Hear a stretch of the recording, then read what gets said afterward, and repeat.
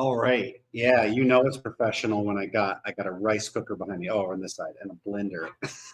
I really got to get this new place set up so that I have my back to like there's a wall behind me where I could put bookshelves up and look professorial or something. I need something, not just like randomly in my kitchen. Whatever, whatever. It makes it seem what's what's the term? I don't know. We're the meta ethics underdogs over on this channel. We got less than 2,000 subscribers. There's not a lot. There's just not a. Oh, cool. Yeah, that's a cool suggestion from. Yeah, it makes it seem candid. What do you mean? It makes it seem? It is candid. What do you think? I'm like sitting here with like a script. Like, hey everybody, today I will talk about metal ethics, yeah, I'm not doing that. I'm candid. So yeah, no, but some people got the nice cameras. All I got to change the lighting too because I don't need lights straight over my bald dome. So you just get this like gleam. I mean, it makes me look a little bit holy, but other than that, it's not working for me. Maybe should I wear a hat? I don't know. We gotta clean this channel up.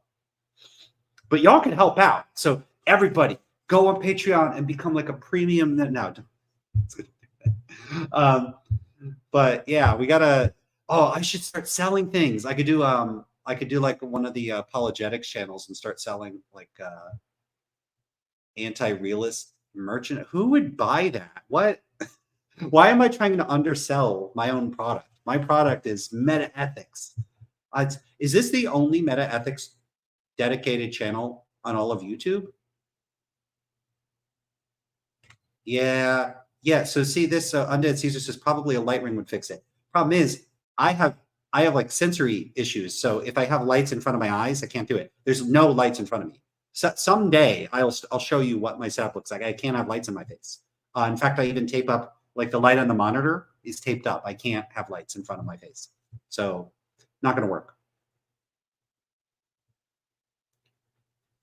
Got to wear a beanie in every stream like me.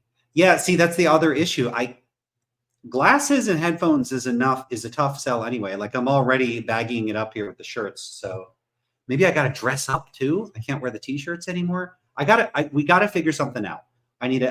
So the way this place is set up, I am going to be able to change the background. Also, for anybody joining the stream, I will eventually get to reviewing some kind of video or doing something productive, but this is a chill stream. So I'm going to chill right now and I'm going to talk to the audience and do my thing.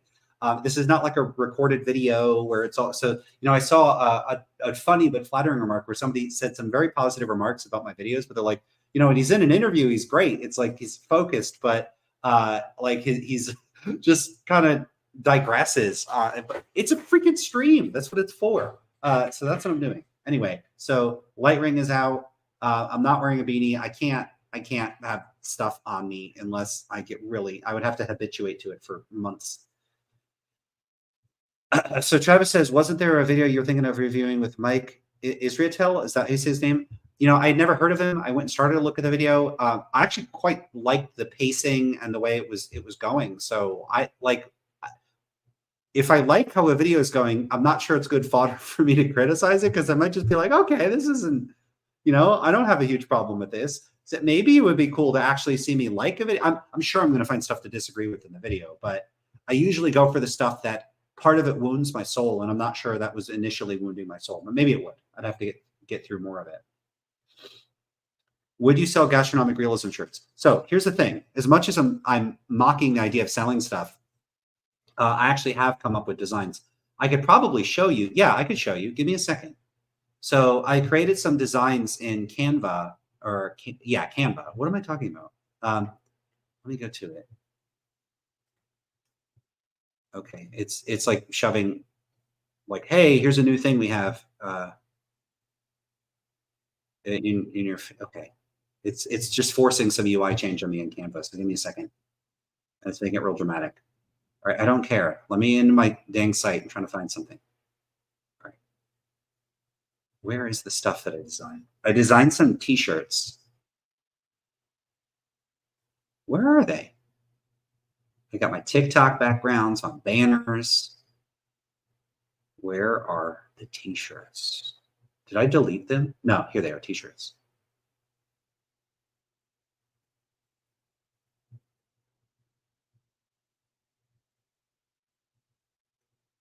All right. Can I just show stuff from my side of Canva? I'm not sure I'm allowed to do that. I don't know what the rules are. All right, let me just download them.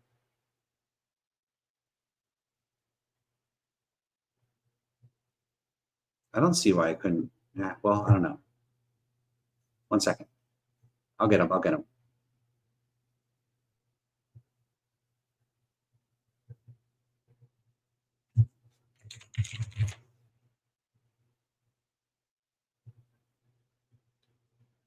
And I'll be taking a look in the chat in a second to see what people were saying. Let's see if any of these shirts are too stupid to show you. Okay, no. I like what I put together. Okay, I'll show you in 1 second. I have to address somebody on Discord who might have a recommendation for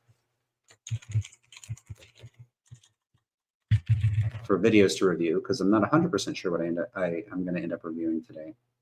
It's also real late for me. I'm already tired. I'm starting late because I was already tired because of how much stuff I was already doing. So it's late and I'm tired, and I shouldn't hit the desk because then I'm making the video shake. I'm just so unprofessional. All right. So Tony says this is the only meta ethics dedicated channel I know. Right. You would think if I knew of one, or sorry, if there was one, I would know about it or someone would tell me about it. So I think I got the only one in the world. So this is the only meta ethics channel in the world. And KNB still probably has better meta ethics content than me. Yeah. Oh, and then the very next message. I swear I didn't read this first. Kane isn't dedicated to ethics. True. But Kane has really, really, really good coverage of meta ethics. Oh, so Undead Caesar, you're the one that said probably a light ring. There's nothing to apologize for. I'm just saying why I don't use. I actually do have a Razer webcam that has the light ring like right on the camera. Can't have the light on. I just can't do lights in front of my face. It's bad enough even seeing the lights behind me. If it were up to me, I would just be in the dark all the time. I like it bone dry, freezing cold, and pitch dark. Basically, I want to live in a glacial cave. That's the only thing that's comfortable for me, like a refrigerator. So that's it. Apparently that's what my nervous system wants. And unfortunately, I don't get to live in a dark cave. That would have been great. What's cooking? My immediate thought was to process that as like, what am I cooking currently? And then I was going to say, well, I guess I can answer. I'm not currently cooking anything. I already had dinner. I'm not cooking anything. If that's instead some idiomatic way of saying like what's up or what's going on, I'm streaming. So obviously, wait, I'm taking this way too literally. How's it going? Either way. Okay. Viewing the only meta ethics channel in the world. Yeah. See, let's all pat ourselves on the back for being in the one place where you get the meta ethics stuff, which I'm not currently doing. Hey, I can take my time today. So let me see. How do I just share like pictures? How the hell do I share? Let's see. Slides, share screen. No, because then it's going to share the whole last screen. I don't want to do that.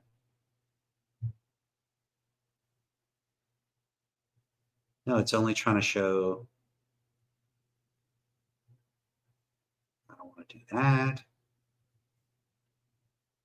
Is that going to work? There we go. Is that working? I don't know if it's actually sharing that or not. No, I guess it's not working. 1 second. How do I get it to share that? Maybe I could do like a preview on Canva. I'm just trying to get it to not just show like the whole ass interface on here and just like actually just show the image directly. It has methods of sharing it, but I just want to actually just have the picture. Why do they make it more complicated when they can make it less complicated? We'll figure it out. I say we, but I mean me. Yeah, I see people saying you can't see it. It looked like it was working for a second. Slides? Google Slides, your computer. Upload file. It's PDF. Oh, this thing sucks.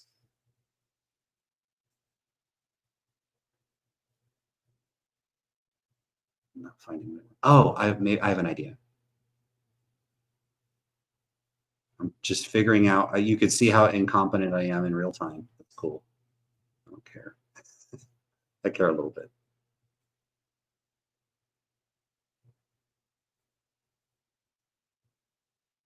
Now I can.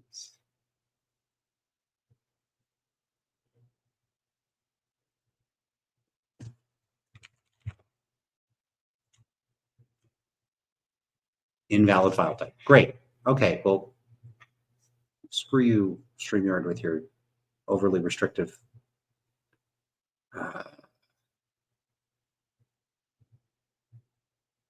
There we go. Is that going to work? Yeah, maybe that works.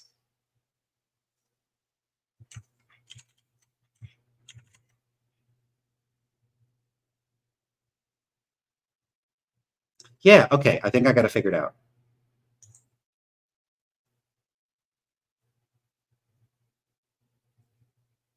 Give me 1 second, and then we're good to go.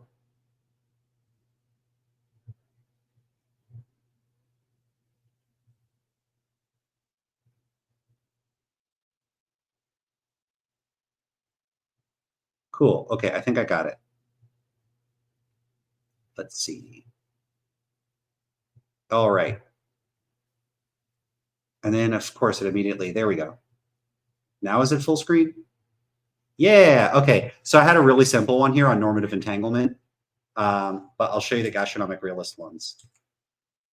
So this one is a reference to something I earlier that I discussed like way back, like what, a year or two ago on the channel. No justification, no pudding, and that's basically mocking this idea that, you know, sometimes moral realists and philosophers more generally will say, well, like, what's your justification for having that value? You know, and it's like a justification. Like I need a justification. Like our thoughts, our beliefs, and our actions are subject to some sort of like logical legal system that needs to be legislated, and we need to be subjected to its rules. Like I could just, why are you justified in believing that? Well, I do believe it. So now what? Now what's going to happen? Well, you're not justified. Oh, well, I guess that's just too bad, you know? And I've just always found that really weird. Philosophers constantly seeking after justification. And you see it's got the food theme. But there you go. Here's another one. These are working, right? They look like they're working on my end. So that's just a person eating a brain. If you deny gastronomic realism, then it doesn't matter what you eat. What else do we have? Hydrophysical harmony. Yeah, so hydrophysical. I don't know how many of these references are going to resonate with people. This is me. This is like parodying psychophysical harmony. Like, oh, how do you explain the extraordinary coincidence between something being composed of H2O and it being wet? You need hydrophysical laws to account for that. So mocking hydrophysical harmony. I know there's gastronomic realism. Oh yeah. By the way, gastronomic realism is true. Again, I don't know if the references make sense to people. Is it clear what this is referencing? Okay. I guess not. It's capturing Christianity. Yeah, and then another version of that. And then that phrase that I use a lot. Words don't mean things, people mean things. And that's really it. Yeah, no, I see people saying in the comments, it makes sense to us, but probably not anybody else. But that can make it fun, like an inside joke. I mean, you're not gonna get like a whole lot of stuff that would make a whole lot of sense to everybody. Probably I could try to recycle one of those memes out there where it's like somebody eating a sandwich like from the side, and it's like if gastronomic realism is false, then anything is permissible. I don't know, something like that maybe. Okay, I'm getting a yes. It makes sense. So Hudson Black says yes. Tony D3 says makes sense to us, but probably not to anybody else. Fair enough. Yeah, and so maybe I can make ones that have more general appeal, and then ones that are more like inside stuff. I don't know. You could see I put together a few of those a long time ago, and I haven't touched them in a long time. Super Critical Snake says yep. And says yes, they're funny. I appreciate it. I'm not sure they're that funny. I didn't hear anybody laughing. That's Capturing Christianity, correct? Oh, that's from Harmonica Luke. And Tony says, yeah, I like them. Yeah, you could see I really go for the minimalist stuff, and I was using the Canva resources because I'm really afraid of like copyright stuff. I don't know what. That's why the joke I actually made about psychophysical harmony was Nintendo physical harmony. So you're playing a Nintendo and you're like, there's an extraordinary correlation between the buttons I'm pressing and what Mario is doing on the screen. How could you account for this without Nintendo physical harmony? And of course, the idea is making fun of this idea that we need psychophysical laws to account for behavior and cognitive states. No, we don't. There's no such thing as psychophysical laws. Just complete nonsense. They're just totally unnecessary. And you'll never see cognitive scientists like, we just can't explain this human behavior unless we appeal to psychophysical law. It's just never going to happen. It's just a complete and utter waste of time. Yeah. So those are a few ideas that I had. I have a few that are like, I don't know. We'll see where I take that stuff. I got to get like, maybe I should have a target, like if I get 5,000 subscribers on here, then I release some merch, but I don't like, what am I going to sell stuff to like 4 people? I gotta get more people in here. I mean, I do have a disproportionately large number of viewers for the amount of subscribers that I have. So is YouTube like holding me down? Are they preventing the subscribers? What's going on with that? Because I see people that have, 5,000, 10,000, 20,000, and then they get 10 viewers. And I got 18 here right now. So y'all are kick ass. Is a very dedicated bunch of people. How many of you are here for the first time? You're probably wondering what the hell this channel is even about, because I usually don't go 20 minutes without talking about, well, I take that back. Sometimes I do. More recently, I've been better at getting right into a video, but this time I'm being more chill just because it's late and I didn't have a plan. So Mondays, what I started doing, this is, I think, the 11th MetaMonday, and where I review videos, usually on meta ethics, and I critique them, like I give commentary. And by that, you might think, oh, so you play 10 minutes of a video and talk and go, yeah, I agree. No, I mean, I play 2 minutes of a video and I talk for 45 minutes, and then I play another 2 minutes and I talk for 30 minutes. So I give a lot of commentary, too much commentary. Okay, we got big Lance fans here. Cool. Okay, cool. That's awesome. Oh yeah, and I have another one here. Don Mark says, Dr. Bush, I'm a big fan. Yeah, for the new people, I do technically have a PhD, so Dr. Bush. I still, actually not too many people call me that, so I haven't got to the point where I'm like, I'm tired of people calling me that. All right, just going back a little bit. Harmonica Luke says, been torturing myself with Dart Dawkins again. There is an exchange I had with Dart Dawkins that somebody posted with me. It's like 5 minutes. I couldn't handle that conversation. It's not for me.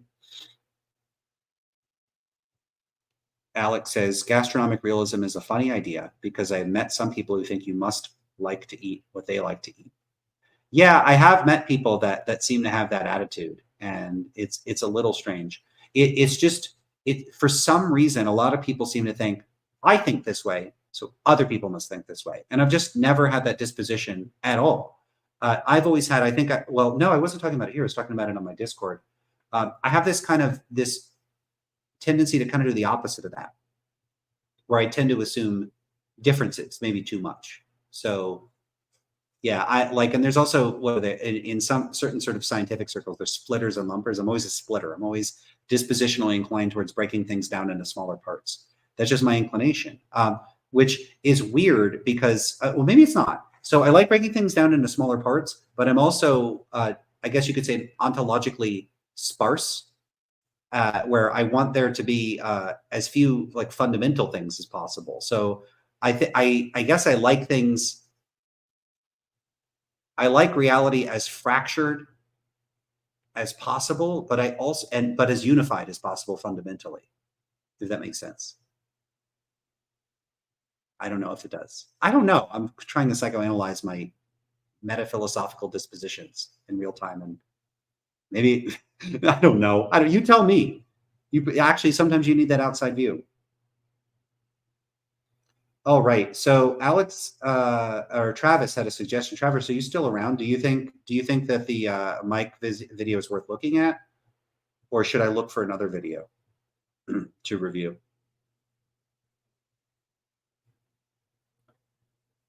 I do have some suggestions here in Discord. Well, those I'd have to review those because I didn't immediately recognize them. Well, one I recognize, but that would be tough to handle at this hour. And then the other, I don't know what it is, so I'm not going to do that one. Yeah, Travis, if you're around, if you want to suggest a video, any other videos. Uh, let's see. I have a big old list. Oh, it's way too big. Why believe moral realism? How can morality be objective? Yes, destiny, objective moral facts are knowable. What is that? I see something with dumpster fire that usually has T jump in. Oh, the video is not available anymore. Well, I bookmarked it a while back, but it's gone now. Why is morality? What is this?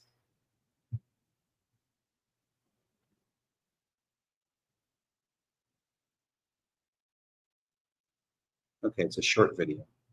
Maybe I'll have a look at that one.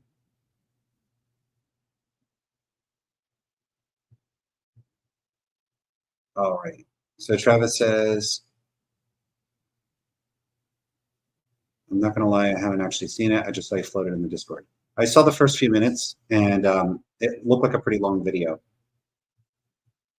What is the idea here? So Tony D3 says, if that doesn't work out, I like Anne's meta ethics tier list idea. What's the tier list idea? Did I totally miss that? Oh, I'm like at half cognitive function today.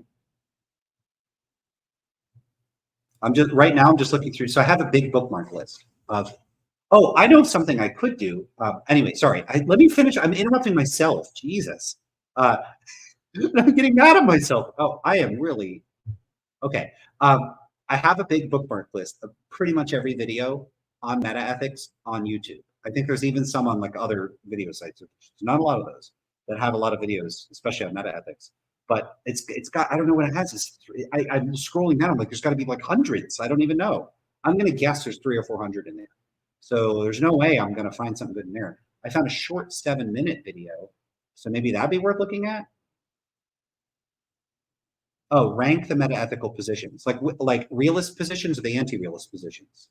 So I'm ranking, and we need the list. Okay, so what's this looking like? We could at least do some preliminary work, and then maybe I do a more serious video about it. I don't know. So we've got error theory. Yeah, but see, so you're saying all of them, but how are we breaking them down? So we got error theory, non-cognitivism, and you could have like that stance-dependent theories. That would be my preferred. But each one of those is going to have subcategories. So, like non-cognitivism, you're going to have emotivism, universal prescriptivism, quasi-realism, some hybrid accounts that are some neo-expressivist accounts. Some of those I'd have to go refresh because I can't seem to hold them in my brain for very long. What the heck is going on with them? Because they have a lot of components, and I'm not that invested in like what I take to be unmotivatedly conciliatory positions. So I'm not that excited about those positions. Doesn't mean I shouldn't know about it. It's me being lazy. Uh, so like some of those I have to like go do some homework before I could to really rank them effectively. Uh, Error theory, are there different kinds of it? Like in principle, I mean, you have Mackey, you have Joyce. There's probably various error theorists around. Is Matt Lutz an error theorist? I think so. But I don't know. I don't know how distinct the positions are from one another because they're usually. I don't know of anybody that's formally defended one that's not centered on something very Mackey-esque. So there's not maybe too many subcategories that are out there in the literature. You could base it on other stuff like free will or moral responsibility or something, but I haven't actually seen anyone argue for that. And then what else you got? And then the stance-dependent theories is going to have a whole bunch. You're going to have the appraiser relativism, agent relativism, cultural relativism, individual subjectivism, various constructivist positions, ideal observer theory, human constructivism. Like it's too many. I can't rank all of it. It's like 30 positions. So, like you have like, and again, this is not. There's the hybrid views. There's like Wong's view, which is kind of it mixes some elements with like it's a kind of a hybrid anti-realist view. It's got realist elements and anti-realist elements. Maybe I just count that as realism. I don't know. Probably. So maybe that's out. But there's going to be a bunch of categories. Okay, every single one we're free. I'm not up for that now.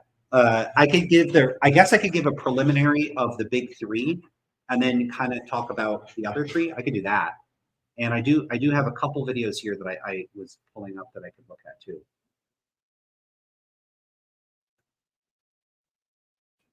Hold up. This would be ranking the realist positions. So this is robust realism, naturalism, relaxed realism, quasi-realism. And that, so I thought you wanted me to rank anti-realist positions. Am I ranking realism or anti-realism? I thought I was ranking anti-realism. Did you say realism and then I read that as anti-realism? I just see tier list of meta-ethical views. But yeah, it wouldn't make a lot of sense to rank anti-realist views against the realist views because obviously all the anti-realist views win. So we could just say anti-realism and realism. Maybe that's not fair. Hold up. But you do want both. Oh, that is wild. You want me to rank them all? You want me to rank them all on the same metric? That does, like, shouldn't they be ranked within their own categories? That would make more sense. All right, let's go.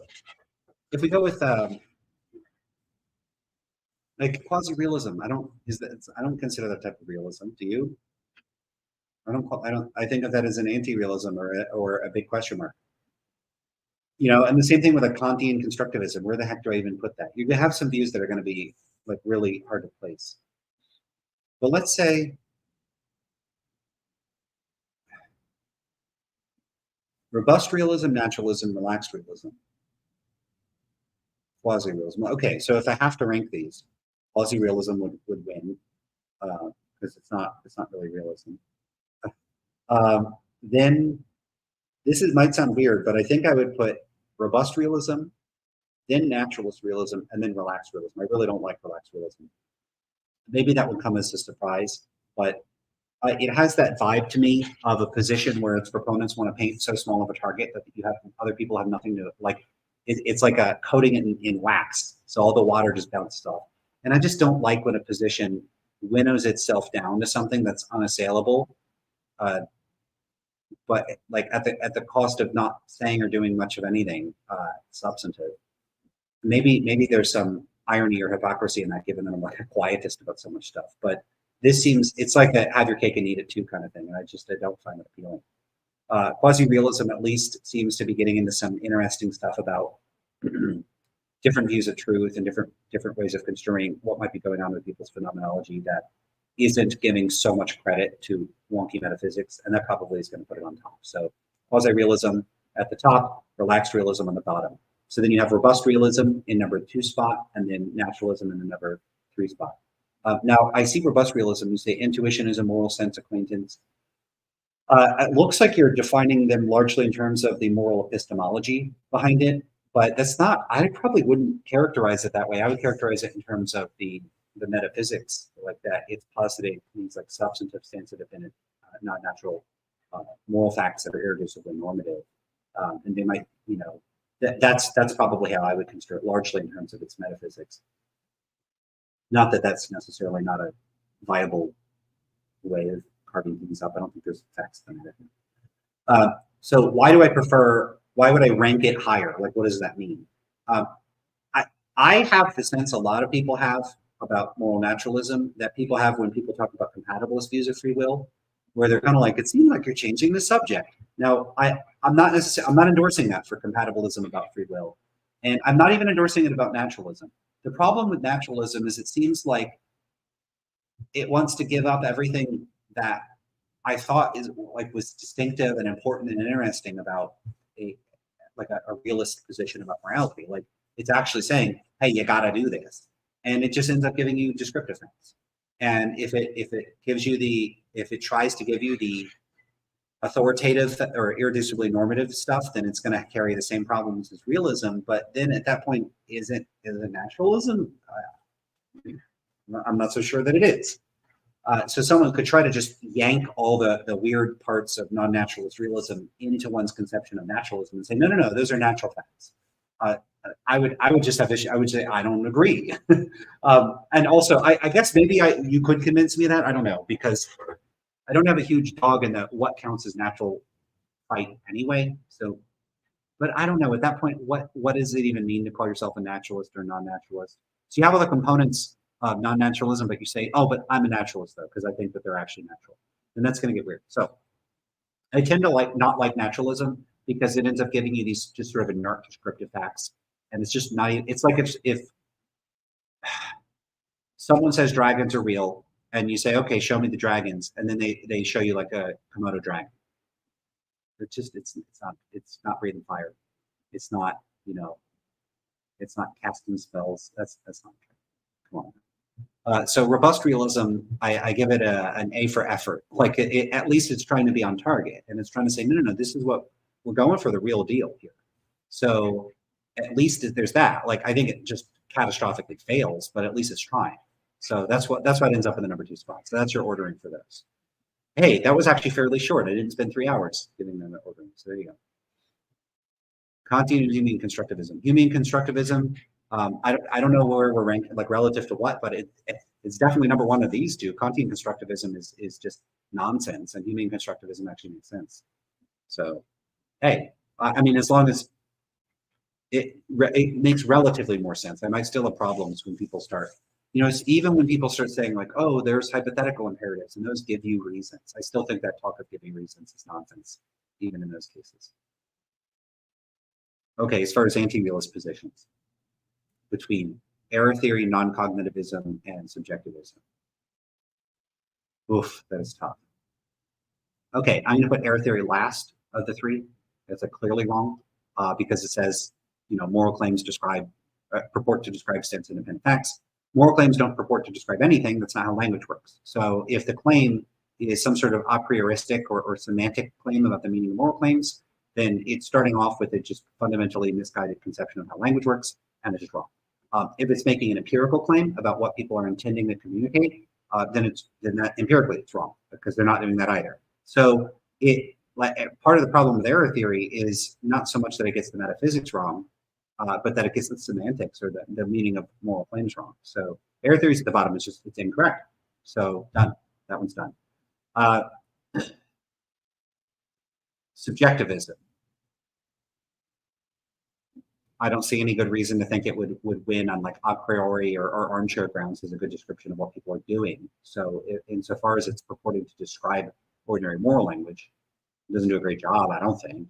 I actually think it probably does better than realism, which might surprise people, but I think people underestimate the descriptive and conceptual resources available to relativists. So probably a big part of it is because people mistakenly think like relativism doesn't allow for disagreement, and relativism would mean people are just talking past each other, and they just constantly think that relativism is just agent relativism and not appraiser relativism. So there's lots of misconstruals and misunderstandings and a failure to respect what relativism can achieve.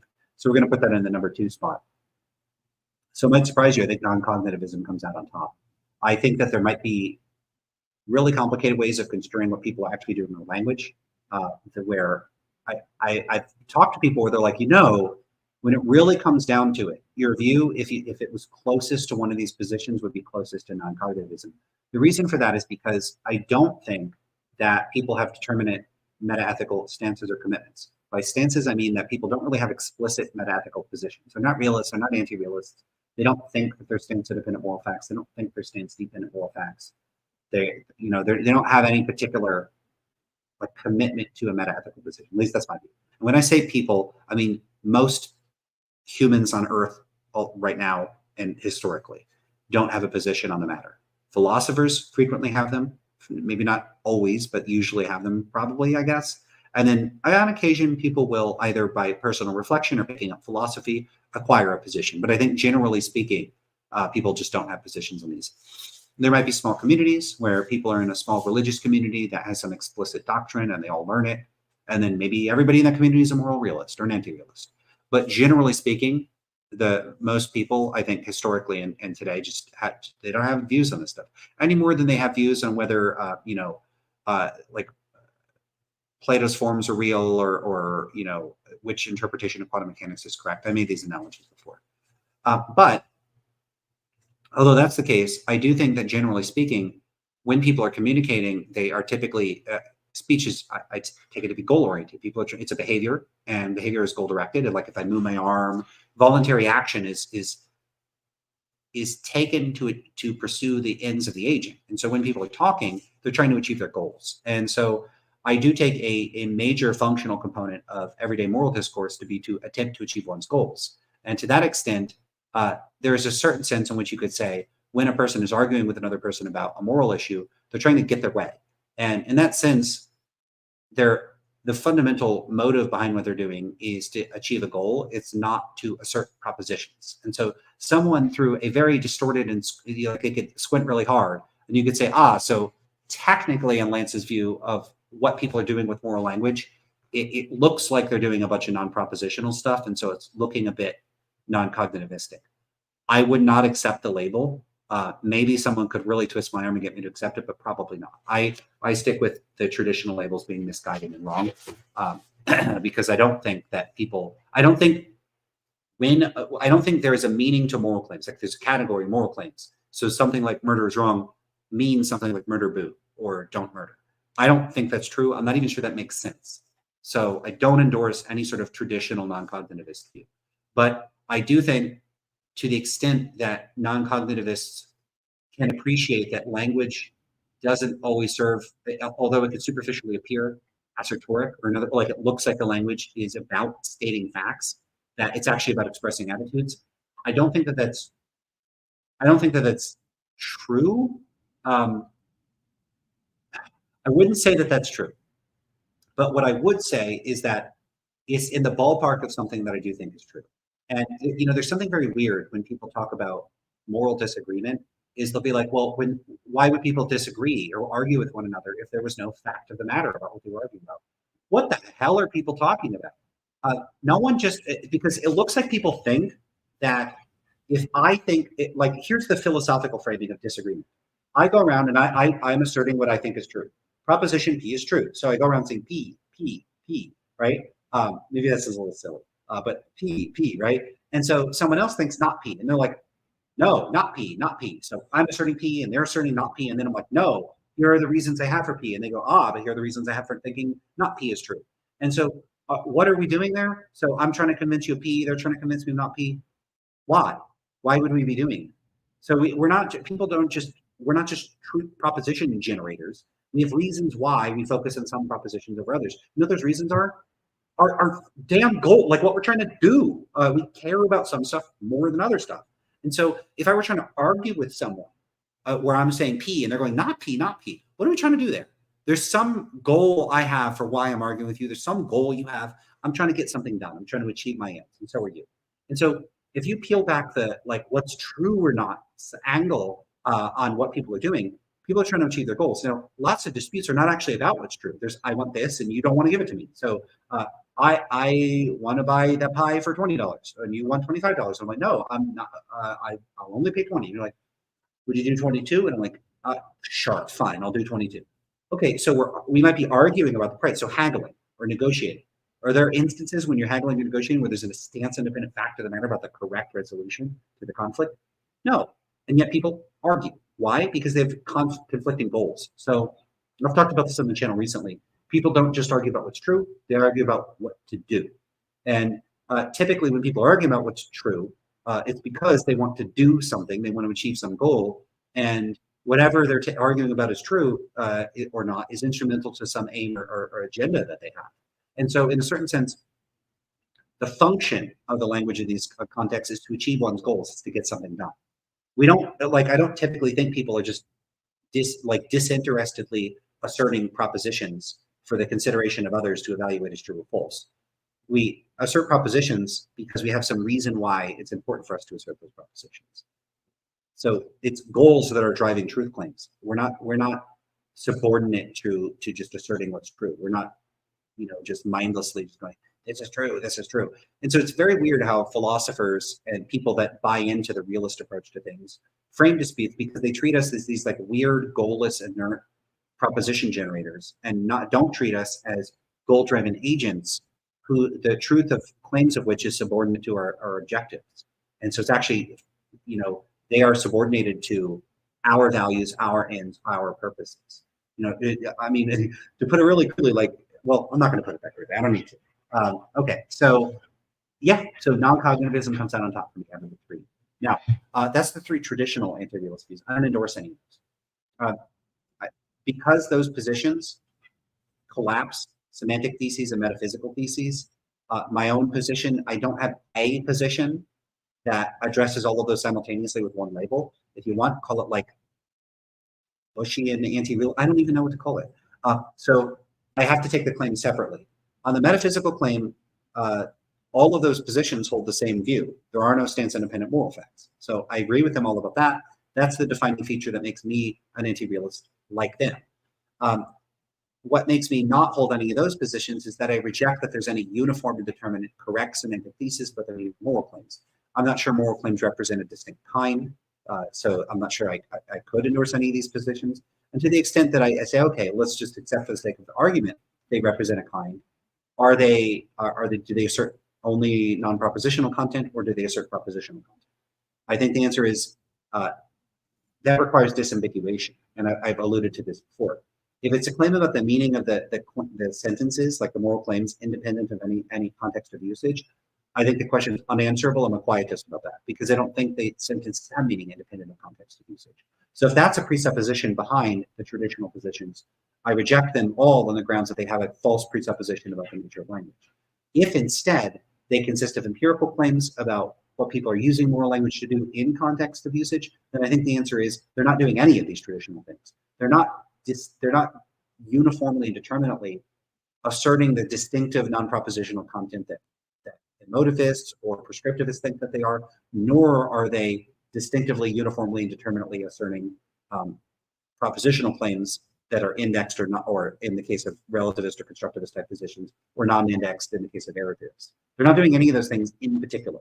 There may be instances in which some people use them in some of those cases, but generally speaking, they're indeterminate, meaning that there wouldn't be any data you could point to with what a person's saying that could say, okay, we have dispositive evidence that would show that this person's pattern of linguistic practices definitively favor a non-cognitivist or relativist or realist reading. Because I think that the way that people use moral language, it would be roughly consistent with all of them.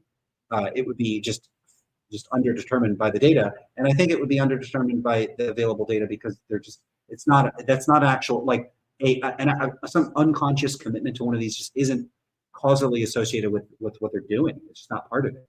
So you could try to pin one of those views on, and I just don't think any are going to distinctively fit better than any of the others. And so that makes me a folk metaethical indeterminist, meaning that I don't think that there is a determinate answer to that question.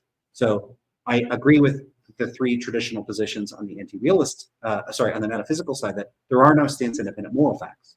Maybe it could be a conceptual issue if we're talking about relaxed realism or something. And I would agree, like, I don't think I would reject the metaphysics of the robust realists, and I would reject the conceptual claims made by the relaxed realists. And there would be different things I would reject for naturalist realists, depending on the specific form. But on the semantic side, I'm just not on the same page with any of these views. So I'm going to go for indeterminacy. There are other positions out there. There are variablist or hybrid positions that one could endorse. I don't know of anybody that endorses them. And then there's Don Loeb's incoherentism, which is kind of like the variablist view, but it's a variablist view with a distinctive way of arriving at an anti-realist view. So it'd be one thing to say, hey, this group over here, they talk like realists. This group over here, they talk like anti-realists. Or this person is a realist about these issues and an anti-realist about those issues. Those are both types of meta-ethical variability. And this is something that Michael Gill talks about in his 2009 paper, Indeterminacy and Variability in Meta-ethics. There's another paper on this. There might be more. I think there's just two. Don Loeb has a similar type of variability, but rather than it being like these people over here, interpersonal variability, and this person thinks it about one issue, but not about the other issue, like realist about this, but relativist about that. It's intrapersonal variability. Loeb thinks that people could have simultaneously incompatible commitments. So they're both, like for this issue, they have basically ineliminable realist and anti-realist inclinations about the same issue, the same individual. And so what does that mean? They're kind of stuck with a contradiction. And so they have incoherent meta-ethical commitments. And that delivers you a novel type of anti-realism. I think that's a lot more plausible than any of the three standard positions. And so I'll put that on top of it. So you've got incoherentism, non-cognitivism, relativism, error theory. Error theory is just the worst. And then my indeterminacy is at the top. So indeterminacy with my own views about language, coupled with like the quietist kinds of positions that I take. So mine would be like, why wouldn't I put mine at the top? If there was another one at the top, I would endorse that. So okay, there you go. I gave you a sort of standard, like without getting too much into the specifics of the position, the hierarchy for both the realist positions and anti-realist positions. Okay. Hey, there was some stuff. Okay, hopefully that was insightful. I don't know. Have you ever convinced a moral realist to abandon moral realism? Yes, I have. Let me see if I could find. Give me a moment. I'm going to look this up.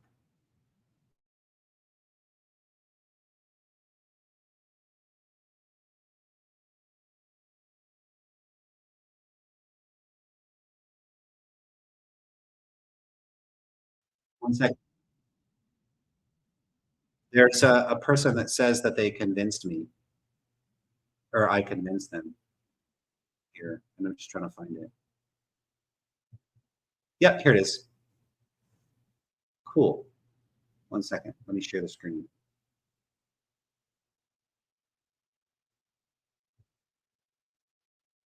Is that it?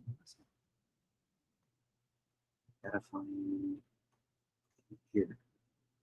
Here it is. Check it out. So you could see the, look at that one. So, yeah, you can see right there. Lance has recently convinced me. I consider myself an anti-realist now. So I have seen several of these around, like at various places in the internet where I appear to have convinced people. It's really flattering and awesome. Feels good. Yeah, I mean, I'm like just I could like I want, of course, people believe whatever they want, but yeah, it's great when you convince people. It's awesome. Feels great. It shows you're achieving something. Like I'm not out here just arguing for my view just because I want people to understand it better, which is the primary goal. Like, look, I could just tell you, like it would be great if I convinced everybody. But if not, a good consolation prize would be simply convincing people that a lot of the ways that people characterize anti-realism are straight up baloney. They're just bad characterizations. They misconstrue it and they strawman it, and they do so in a way that frequently depicts anti-realism as stupid or malicious, like a pernicious view that has to be stamped out because it's so terrible. These just they're super common misrepresentations. I'd be happy to settle for, at the very least, convincing realists that a lot of the arguments they use against anti-realism are absolutely terrible, and for them to please stop doing it. Normative entanglement is a big one. Constantly implying anti-realists might be evil by using basically tricks of language is like I think people are not realizing they're doing this, and I don't know if it's because people just learn the argumentative strategies and repeat them from the past, where they think these are good arguments, and they're not paying attention to how the pragmatics of what they're saying implies terrible things about anti-realists. But I think that's a big problem. So I'll settle for like exercising the demons that surround anti-realism, making it a more palatable position. Because I think that's at least true of it, even if you think the position is wrong. That's like the sort of first level. Okay, lots of people construe anti-realism in this way. There's lots of myths and misunderstandings. I'd like to clear those out of the way. Once those are cleared out of the way, and I guess I should say, and that's also, so basically I want to say, look, people say literally factually false things about it. Let's get that out of the way. Second, people construe the position as though it implies anti-realists are evil or can't care about things or nothing matters to them or whatever. That's also not true. I'd like to get that out of the way. And then on top of that, I'd like to convince people. And it looks like I've convinced a few people. And on occasion, I do run into people that already had similar inclinations. Not just like they were anti-realists, of course, they were anti-realists, but people that share my view about unintelligibility of the claims non-naturalist moral realists make. Sometimes, like I didn't need to convince them. They're like, no, I kind of thought that too. But you don't see it a lot in the literature. So yeah, have I convinced people? Yes, I have. Pika Speed says, would you say the incoherency of robust realist theories is, by the way, I realize I'm about an hour in, I haven't reviewed a video, so maybe we're not going to get to it. I'm happy talking to them. It's great if I could just talk to people. Pika Speed says, would you say the incoherency of robust realist theories is more so the categoricity or the ontology? I don't like either of those terms. Categoricity more so than ontology. So you won't see me a lot appealing to like Mackey's argument, because Mackey basically is like, oh, there's just something metaphysically strange about this position. It's hard to grasp how it could be true, because it seems to have this clash of properties, and it's not clear how things could. But that's framing things in analytic terms, and I wouldn't frame things in. I'm not that I do have an allergy to metaphysics, but I don't tend to say, like, I wouldn't want to engage a particular view by saying those metaphysics are really weird because one should favor like a naturalist metaphysics, because I'm not going to go in for that either. So I do not tend to make metaphysical objections. I tend to make conceptual objections, which maybe there's an irony in that, given that I'm like a pragmatist and an empiricist, and I'm not that, I don't really typically do the conceptual stuff. But this is a case where no, my concerns are, well, this shouldn't be, it's not that weird, because it's largely about language, and there are psychological components to it, because I am concerned about the phenomenology,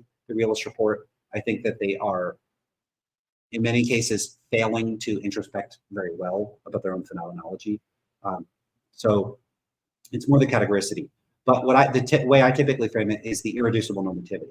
Basically, I think that the big fundamental problem here is the notion that there are normative facts that are not a type of descriptive fact. I think that's straight nonsense. I don't think there is anything that's an irreducible normative fact. I don't think that is meaningful. I don't think it could be meaningful. I think it's just complete nonsense. So that really is the issue: irreducible normativity. And you get that sort of diffuses across the language that non-naturalist realists end up using. It even trickles into when they say things are good or bad, or you should or shouldn't do something. But also when they talk about like what you have reasons to do and reasons that count in favor, all that language is just, it's not meaningful. I don't think it's meaningful. But yeah, so reasons talk is a more recent version of this. When people do talk about categorical imperatives, sometimes they're framed in these. It's not just the stance independence. I don't have a problem with stance independence. I just don't. Like there's an asterisk there. So like there is a sense in which I have a problem with stance independence, but it's a sort of universal problem for everything. Like you're not going to see me say like, whether phones exist or not is stance dependent in the way that like whether I like pineapple and pizza or not is stance dependent. So I would still use the stance independent distinction. I do mean something different when I use that distinction from non-pragmatists. Not worth getting into now, because technically everything has an element of stance dependence in my view, but there's still a way in which some things are, I don't want to say more stance dependent. It is a qualitative difference, and it's too much of a rabbit hole to get into. But I'll just say provisionally for now, I'm fine using some rough analog of the stance dependence versus independence dichotomy, and I do still use the terms. I do think they pick out an important distinction, and I don't have a problem with stance independence. The problem specifically is the irreducible normativity. Anne says, this is how I feel about all normative and applied ethics. I don't know what I was talking about at the time that I said that. When you said that, I don't know what I was talking about at the time. So if you can remind me or just let me know, then maybe I could relate to the comment of it. I thought you called this semantically meta-ethical indeterminacy. It's so late, I'm not sure what I call it. I might call it meta-ethical indeterminacy. I think I said, well, so specifically, what I'm an indeterminist about is what non-philosophers, what meta-ethical stances and commitments they have. And so I'm so tired, I can't even remember what I call my own, it's my own terms, folk meta-ethical indeterminacy is what I call it. And Gill, I think, calls it meta-ethical indeterminacy.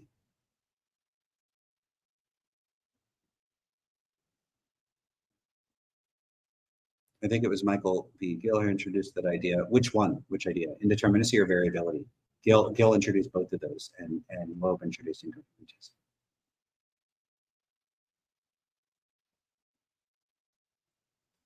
Oh, sorry, I wasn't saying people's names. So anybody listening and not watching was not going to know who was saying.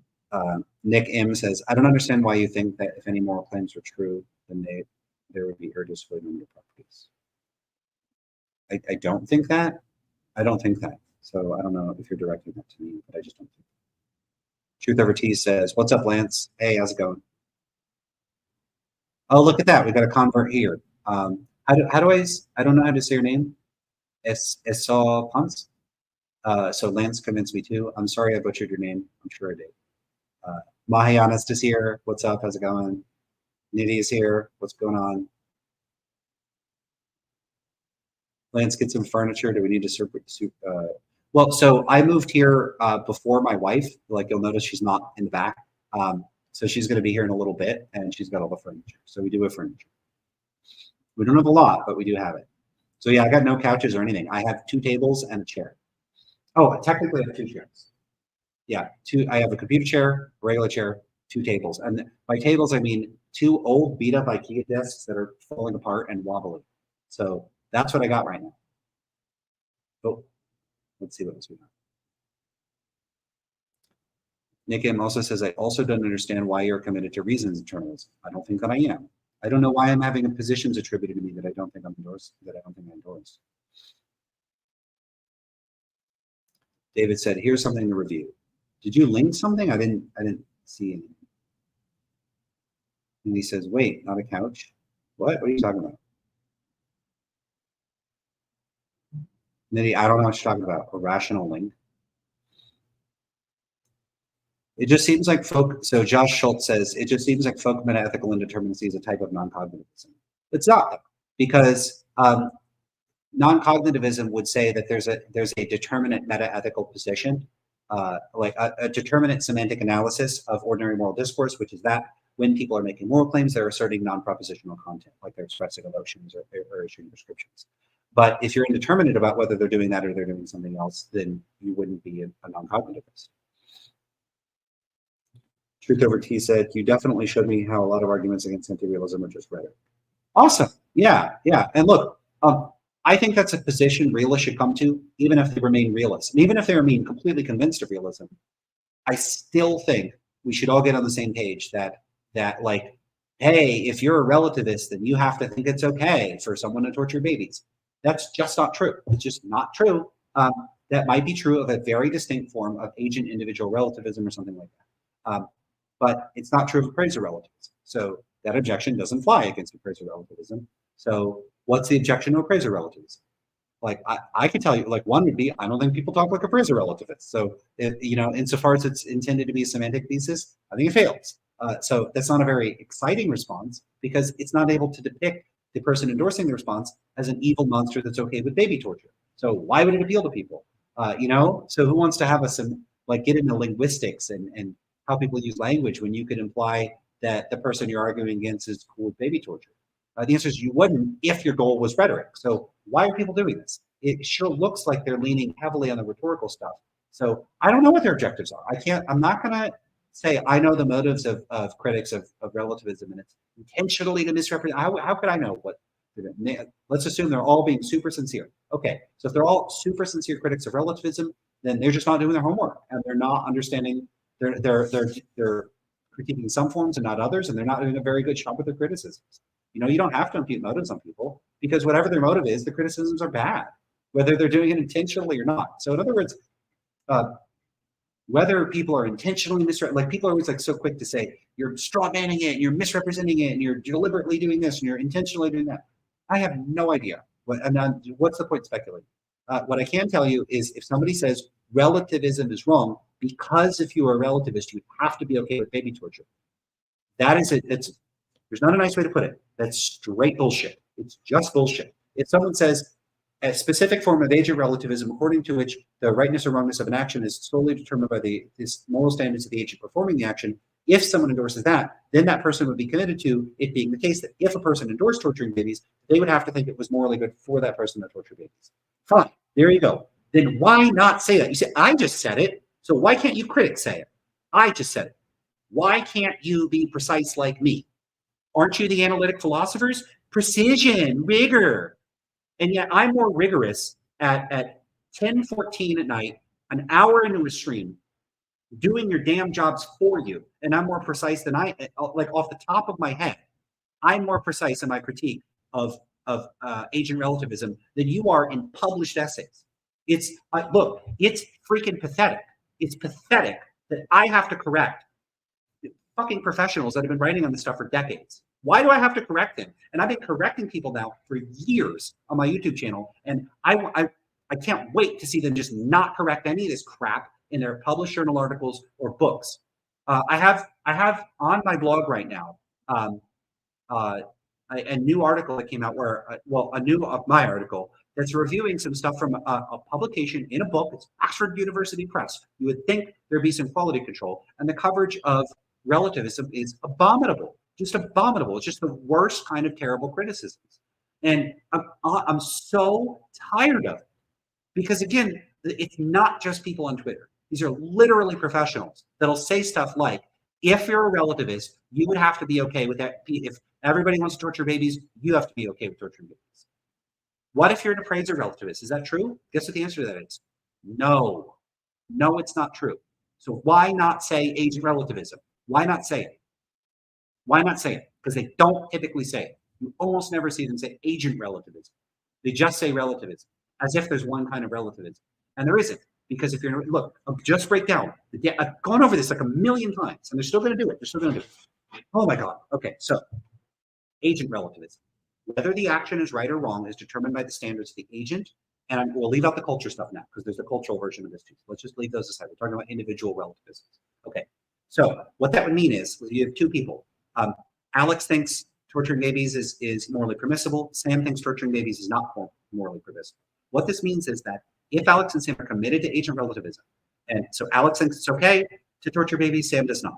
Alex, if Sam comes across Alex and Alex is like, hey, I'm allowed to torture babies, Sam has a moral obligation to go, like Sam has to respect Alex's moral standards. So, well, I don't like torturing babies. This is what Sam would be saying. So Sam would say, I, Sam, don't like torturing babies, but you, Alex, since you think it's okay, I guess it's morally okay for you to do it. Be on your, I'll be on my way. Bye. Have fun torturing babies. I really don't like it, but it's morally okay for you to do it. That is some type of agent relativism, because basically each individual sort of self-legislates. My preferences determine what's morally right or wrong for me, and your preferences determine what's morally right or wrong for you, in a way that is binding on everybody else. And so notice this is why I call it a la carte realism. Because your moral standards, note the thing about this, of why it's like realism. If someone else thinks it's okay to torture babies, that actually creates a moral obligation for you. You are now morally obligated, independent of your own goals, standards, and values, to respect that person's, to treat that person's actions as morally good, even if it's fundamentally at odds with your own preferences or values, because they determine what's right for them, not you. So that's agent relativism. Now, if that sounds wild and ridiculous, one second, let me get this on. If that sounds wild and ridiculous, I agree. Yeah, why would I be like, so why would I go around and someone's like, because you get these scenarios, right? So someone comes up and like, give me your wallet. And you're like, no. And they're like, no, I don't think you understand. I think it's morally permissible to take your wallet. And because you're an agent relativist, it is morally permissible for me to take your wallet. Oh, okay. Well, I guess it is morally permissible. Here you go. This is a silly scenario.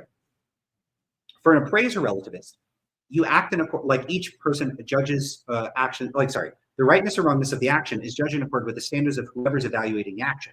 It's typically going to be you. So if a person wants to steal from you, you would judge it to be wrong. If they judge it to be right, so what? You judge the action in accord with your standards. You judge it to be wrong. You're like, no, I think it's wrong for you to steal. And if they go, yeah, but I think it's right, you can say, okay, I don't care what you think about it. I act in accord with my standards. You act in accord with yours. Go ahead and you could try to steal it, but I'm going to try to stop you or get away. You're not obligated as an appraiser relativist to respect other people's moral standards. So the thing about agent relativism is it kind of, by each individual self-legislating their moral standards, it actually creates this, like, it's like there is an overarching set of stance-independent moral facts. Stance-independent moral fact is each person decides, and then that sets the rules for that individual, and then everybody has to follow those rules. It's almost like a big game you can't opt out of, and that game is each person makes up the rules that they get to follow, and then everyone else has to accept that that person chooses their own rules. And so you still can't opt out. It's still very realist-like in the way that it functions. It's just a la carte realism. Each person decides what the rules are for them in a way everyone else has to respect. It's bonkers. Of course, it's a ridiculous view. But the appraiser relativist can just go around saying, well, these are my values. I act in accord with my values. You're not obligated to respect anybody's values. But for an appraiser relativist, there's never an external imposition on what you should or shouldn't do or what's morally good or bad. That you are obligated to conform with, independent of your own goals or standards. This, I almost want to call it like actual relativism. I mean, of course, it's not actual relativism, but for rhetorical purposes. If the realists are going to use rhetoric, why can't we? But that's the kind of relativism where your moral claims are indexed to your standards, their moral claims are indexed to their standards. And so when someone said, like, if we're looking at Alex and Sam, we can translate what it means when they say, you know, torturing babies for fun is wrong. If Alex says it, it means something like, I, Alex, approve of torturing babies for fun. And if Sam says it, it means something like, I, Sam, approve of torturing babies for fun. Or sorry, I disapprove of torturing babies for fun, is what Sam would say. And so, yeah, both those statements are true. There's no contradictions. And then someone might say, oh, but if they were just referring to their own standards, how could they ever argue? Well, think about the situation, right? So Alex is prepared to torture a baby. Sam doesn't want anybody to torture babies. Alex is like, no, but I think it's okay for me to do it. And then Sam says, but I don't want you to. I'm going to try to stop you. So please don't. No, but I'm going to. No, but don't. So now they have an argument over, no, my distinction. They have an argument over what to do, not an argument over what's true. Neither of them is arguing about what the moral truth is. It's just that Sam doesn't want them to torture a baby and they want to. And so Sam is going to try to stop them, and now they have a conflict. And so conflicts don't require disputes about what's true. This is just nonsense. It's just nonsense. So the appraiser relativist can make perfect sense of a moral conflict like that. They don't have a problem with it. So that's a framing that just, it sets me off when people set things up that way. So yeah, a lot to say about the rhetoric. Mahanis, what metagastronomic stance do you have towards Little Debbie's Swiss rolls? Oh, this is a huge dispute. So let me check one thing real quick about Little Debbie stuff.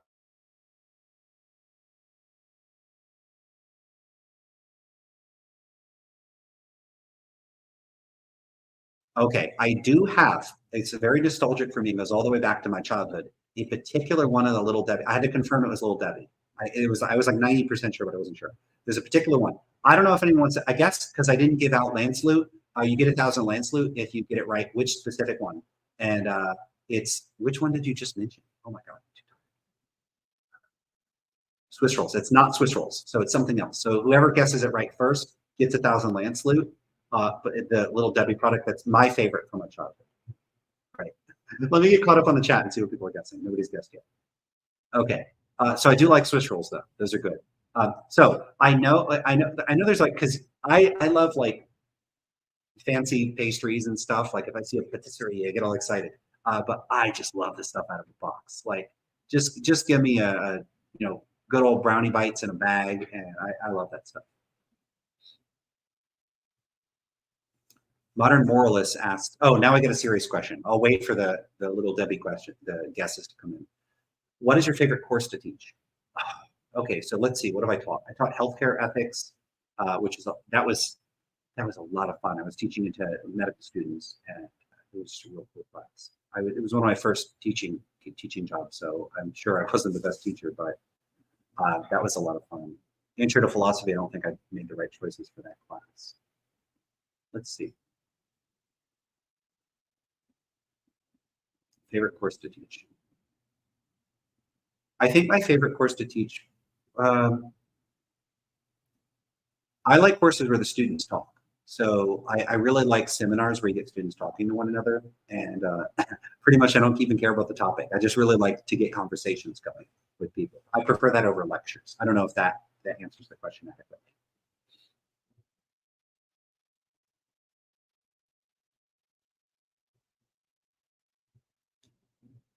In question, how can reasons internalism account for cases like the following? I don't know why you're, who are you at? Are you asking me these questions? I don't think I'm a reasons internalist. So I don't know if these questions are for me, if you can confirm they are, but then I don't know why I would try to give a internalist defense of something if I'm not an internalist. So we'd have to first establish if depending on how you construe internalism and externalism, whether I would even be an internalist.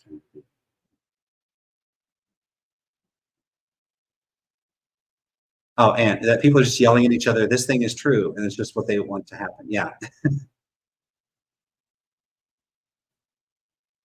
That will reduce some sound resonance. Congrats in a new place. Okay, I'm so far behind. When was that? 15 minutes ago. I don't even know what that's in reference to. Better in what way? Review Sam Harris versus Alex O'Connor and morality. Did I not? Did I already do that or not? Didn't I already do that? Oh, maybe it was just, no, I think it was just Sam Harris talking to himself. I don't remember. What's the video? Send me the video and I'll have a look at it. I see two people mentioning it. Lance getting spicy. Yeah, I got a little spicy. It's just it does bother me. And if maybe sometimes I get a little bothered by stuff. I think that's okay.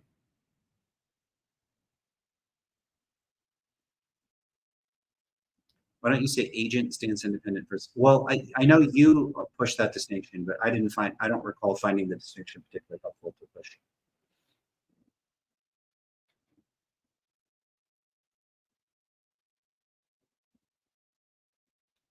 I'll be honest. Wow, Alex went bad. Not sure what you're talking about.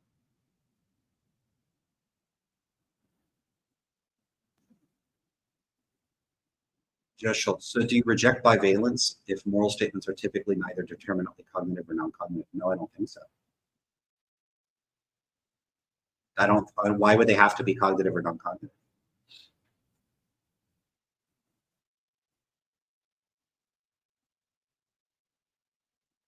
I don't know what that's about.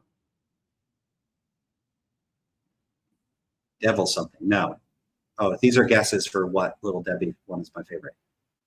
David Hume go from well, devil something. Even if there is a devil's thing, that was my favorite. You have to have the whole thing. Like you can't just say something. Ian says strawberry shortcake rolls. No, but that's a good guess. Fudge roundies. So is that a thing? You have to phrase your response in the form of a guess, or I'm not going to know whether it's intended to be a guess or not. You've done Alex. Yeah, see, I already did it. I already did that. I did make a huge blunder in my interpretation of Sam at the start of that, and it's a problem. I need to go back and reconsider that. Oh, I'm going to be going back over Sam Harris in about a month anyway, so I'll be circling back to Sam Harris soon enough.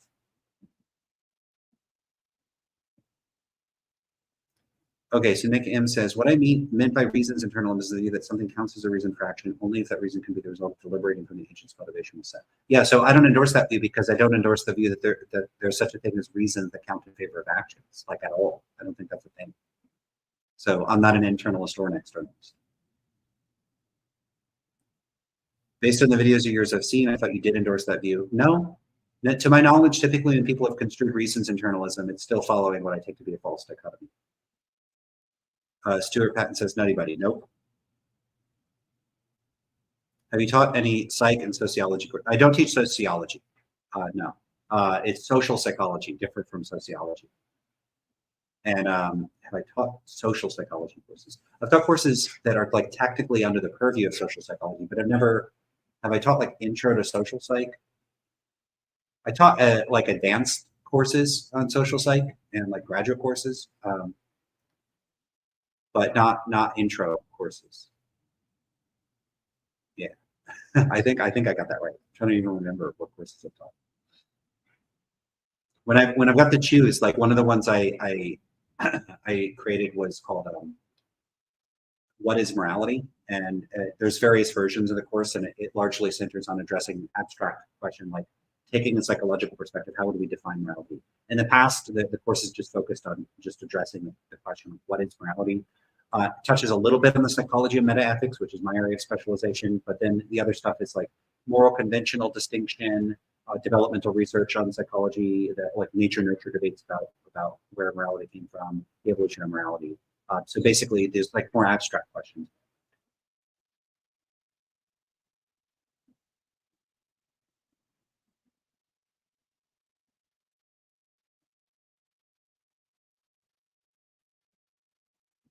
You said Alex is well. That's just a made-up Alex. It's not Alex O'Connor. If that's what you were talking about, Mariana says you said Alex was in favor of child torture or something.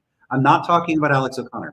I use Alex and Sam and thought experiments and examples. I just chose those two names and I kind of just stuck with them in a lot of my examples. It reduces the cognitive load of like trying to make up new names every time.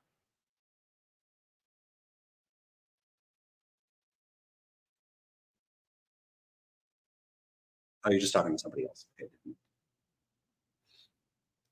Tony, I might have missed it or it's on a different channel. Yeah, the review with Alex and Sam, I think, was on digital gnosis. I have a big, you could go to my playlist. I have a playlist that should be public of like my guest appearances and other channels, and you should be able to find it. If someone wants to just throw a link in here, do that. Again, though, I messed up, so you're going to get some things I said in the review that are just incorrect right at the beginning. I endorse a lot of what I say later on, but at the beginning, there's a big blunder there. I'll talk about it at some point. Like I gotta organize everything and say, here's what the mistake was. Here's what the correct view is. I still think Sam Harris is very misguided and confused about meta ethics, and I'm extremely critical of his view. But the one mistake I thought he was making, he was not making. That was a big mistake on my part, and instead he's making a different mistake that's also bad. So it's not like oh, once you correct for the error, Sam Harris has a great view on meta ethics. No, the view is still muddled, confused, and indefensible, exactly as I was saying it was. So it doesn't really change the overall analysis. Analytics. That was Sam Harris talking on his own. Is that the one on digital gnosis? So there's a video, I reviewed a video of Sam Harris talking by himself. And I don't remember if I did one with Alex or not.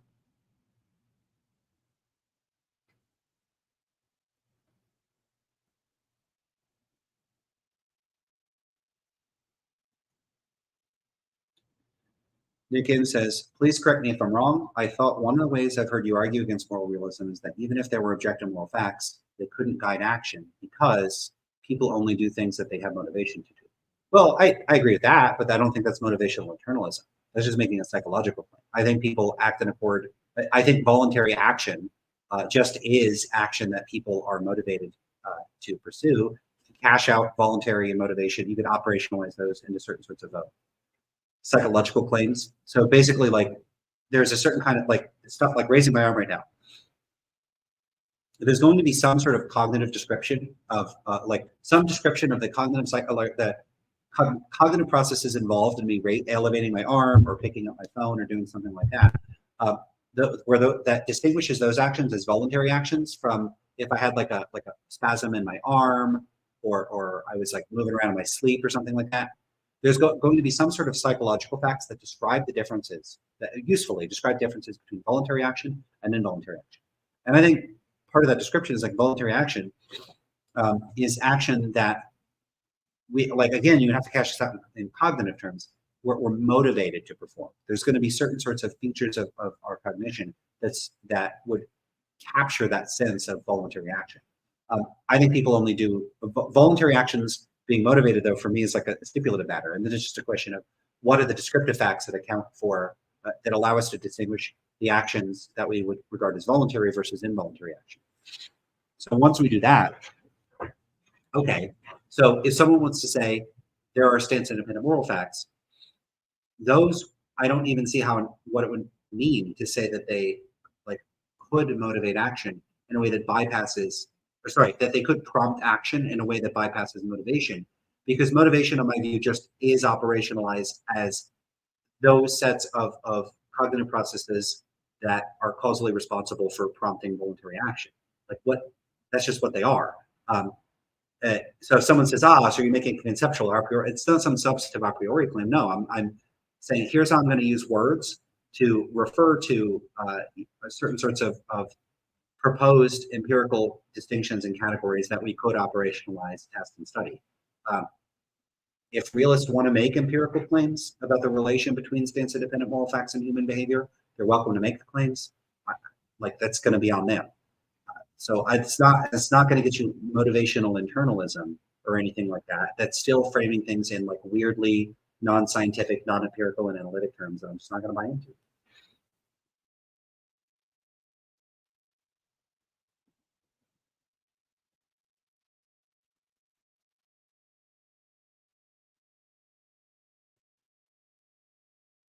So Josh Schultz says, I guess I'm trying to understand what the truth value of a typical moral sentence is under folk indeterminacy. How could moral language neither have a truth value nor not have a truth value?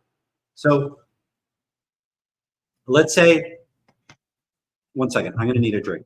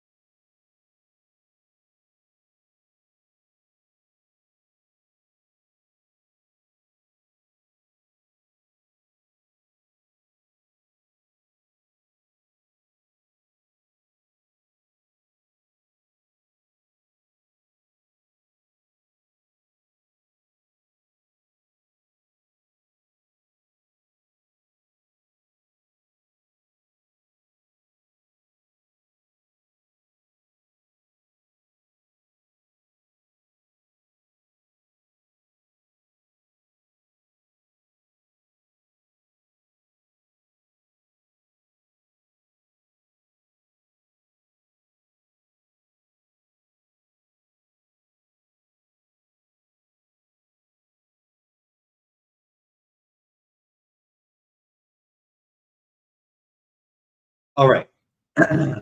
Oh, I did. Oh my God. I got up and I didn't even get a drink. Second.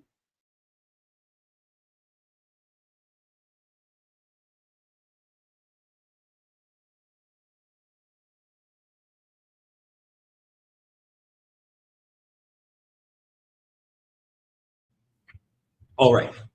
So the way that I look at the traditional attempts at giving you these sort of analyses of moral claims is they start by presupposing a kind of uniformity to language. So they'll take this category. There's a category of claims, moral claims. So you take the category is it's a conceptual category. It's not like we don't empirically determine which things are moral claims and which things aren't.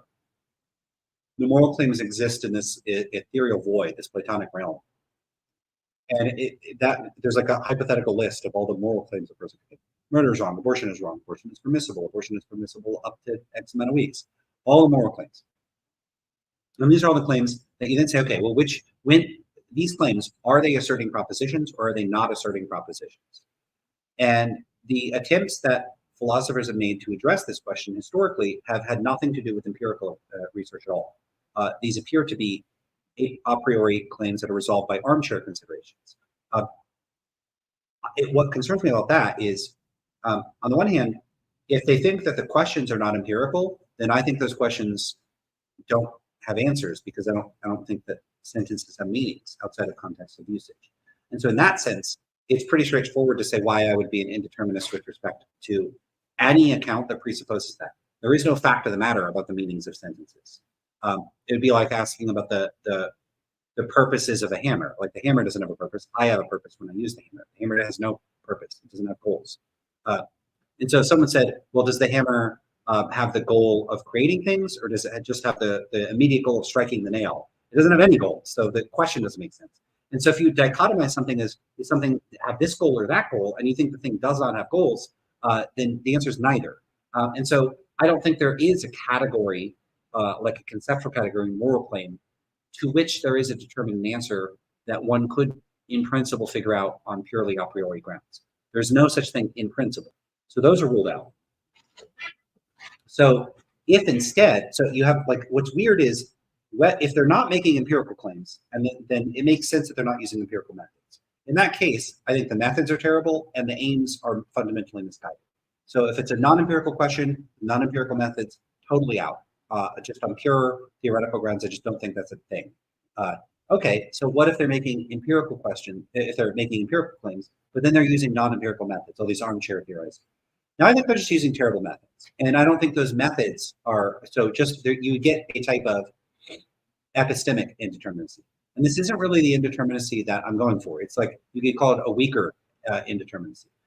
I think that the methods that philosophers use are fundamentally inadequate for addressing the question of how people are using language. It would be a bit like, and I've given analogies like this before, if you wanted to understand tiger behavior, uh, it wouldn't make a whole lot of sense to go to a zoo, look at a few tigers, go home, and then imagine tigers in your head, and then just try to figure out tiger behavior from imagining tigers. And yet, that's how it looks to me. Philosophers, that would be the better version, best case scenario. That's what they've been doing the past 100 years or so. And if that's obviously ridiculous. The worst case is if they're not even imagining, they're not even basing their imaginings of tigers off observing real tigers. It's not empirical at all. It's just purely imagined. Then they're imagining dragons. There's a man named that. But if they're imagining tigers, at least tigers are real. And you don't figure out what tiger behavior is like from imagining tigers anymore. Like imagine if someone just said, "Yeah, I do psychology by simulating like research participants in my head." What would participant number one say to this question? They'd say this. Okay, what about participant two? Okay, they would say that. That's how philosophers are doing. They're like, what do people mean when they make claims? Because they don't ask people, they don't do any empirical research. They imagine what they think people think, and then they think that's good enough. Totally silly. So the first one, non-empirical, totally ruled out. The next one, empirical question, non-empirical methods, that's going to be ruled out. You're going to get, I guess you could say, epistemic indeterminacy. The tools that they have are incapable of determinately resolving the question. So we could rule that one out. So even if they're using empirical methods to address an empirical question, then we have to ask, okay, well, what are people actually doing when they're using moral language? And I think the question of figuring out whether the person is asserting a proposition, That it's a weird question. What do you mean? Because a truth claim, okay, are they asserting a truth claim that comports with a truth correspondence account of truth? Because I don't think people are correspondence theorists about truth. So if that's what you mean by truth, then I don't know. I don't think so. So how do we answer that question? So are people like, because imagine if this is the dichotomy. Are people asserting are they making truth claims in the truth correspondence sense or not? Well, I don't think they're making truth claims in the truth correspondence sense. So is the answer not? So then they're automatically non-cognitivists? Well, that would be a little weird if someone is a pragmatist and they say the moral claims, I'm making assertions about what's true. So if I say abortion is morally permissible, it's true that abortion is morally permissible, and I'm a pragmatist, and I don't accept the correspondence theory of truth. Is that person a cognitivist or a non-cognitivist? Because if you're going to say you're only a cognitivist if you think the propositions are true in the correspondence sense, they're a non-cognitivist even though they're going around saying things are true. So that seems weird, and that's not a problem for me. That's a problem for the philosophers trying to categorize these things. So do they mean it in the correspondence sense? Well, then we got a problem. Then I'm going to be an indeterminist because I don't think that the question makes sense. Again, though, you could try to insist, oh, well, then you're a non-cognitivist by default. So is a non-cognitivist anybody that doesn't think that when people make moral claims that they're making them in a truth correspondence sense? Then again, you have the problem. Now pragmatists are that think that they're making truth claims. They're non-cognitivists even though they're making truth claims. That seems, and this would apply not just to pragmatist views of truth, but to any views that reject correspondence theory, so deflationary views and other sorts of stuff. That, look, philosophers love their counterintuitive stuff. That strikes me super weird. So I don't think they want to go for that. Or sorry, I don't think they're going to want to go for that. That seems like a problem. So if they're not doing that, then what? Just any type of truth? No, but so now that looks like you get nested in determinacy. So some kind of truth. Okay, which one? We're just not going to pick. So I don't think you could just not pick. So you got to pick one. So which one are we picking? Are they supposed to be pragmatist? Like, so when you start scratching the surface of what it is these claims are even making, what claims are even being made? I can barely speak. You start to like, I don't even think that the questions that it's like, here's the dichotomy. It's got to be one or the other. I think these questions, when you peel back the layers, they're just layer after layer after layer after layer of presuppositions and presumptions about what's going on and what we mean by the terms that we're using and that we're foisting onto people. And I just don't buy into that framework. I just don't buy into that framework. And so that's why I say I don't think it makes sense to ask whether the people are asserting propositions or not. That seems to me too top down, philosophically speaking. And I favor a bottom up approach to the analysis of what people are doing when they are making moral claims. Why do we have to start by saying, let's put people in this box or that box? Why? I think there's no good reason to do that. I think we should just ask the question, so first of all, we need to operationalize what moral claims are. Once we do that, let's go out and gather data on what people are doing in real world circumstances when they make moral claims and ask the question, what are these people trying to say? What are they trying to do? Are they trying to say things that are true? What do you mean by that? So I think that we are doing too much when we try to force fit people into these categories of foisting our presumptions onto people, our theories, our categories, our terms, and not letting the data speak for itself. We're trying to impose things on the data that may or may not be there. So I don't know if that adequately addresses that question. Maybe that's not satisfactory, but I don't know. I think I said a lot there. I could say more.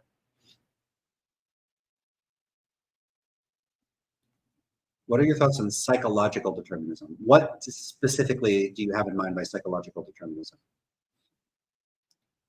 Nero says, just check the guest playlist. You guys reviewed Sam Harris on his own, not as interviewed. So I literally don't even know if okay, let me make a note of this.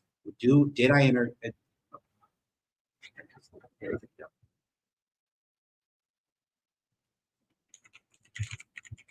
Alex O'Connor and Sam Harris.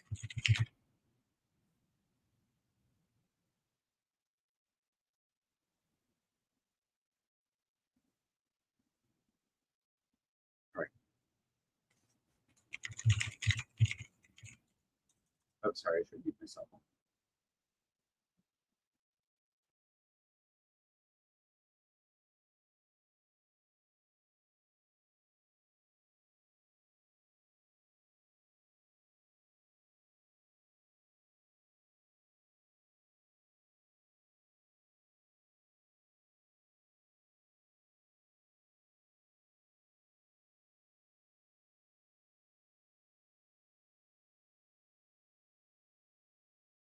All right, I'm back. I'm still trying to find the okay. So I found the video with Sam Harris and Alex O'Connor from 5 months ago.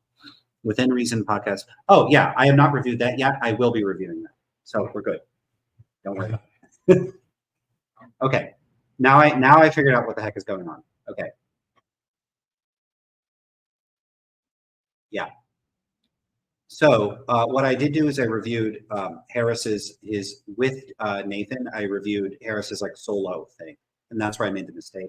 I won't make the mistake again. So when we get to Alex and Sam, then yeah, cool. So that'll be coming up. Don't worry about that.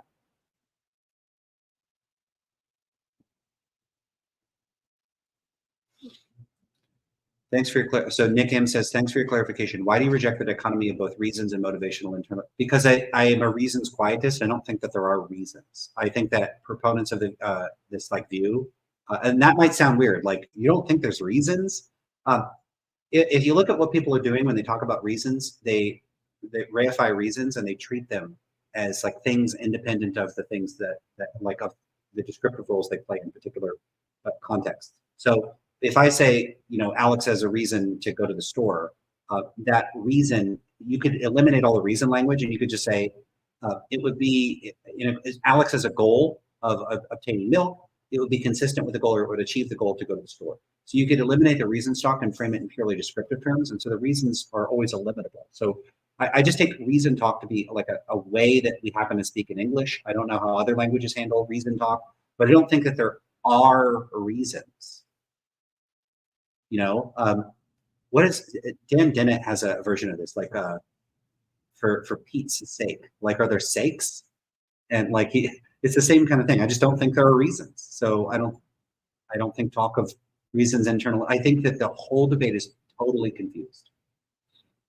Oh, did we ever get any guesses about the little Debbie that's my favorite? I don't want to give hints, but I didn't see anyone say this is what I think it is, and then and it was correct. And sorry for the confusion on the video. So I only reviewed Sam Harris by himself, not with Sam Harris and Alex.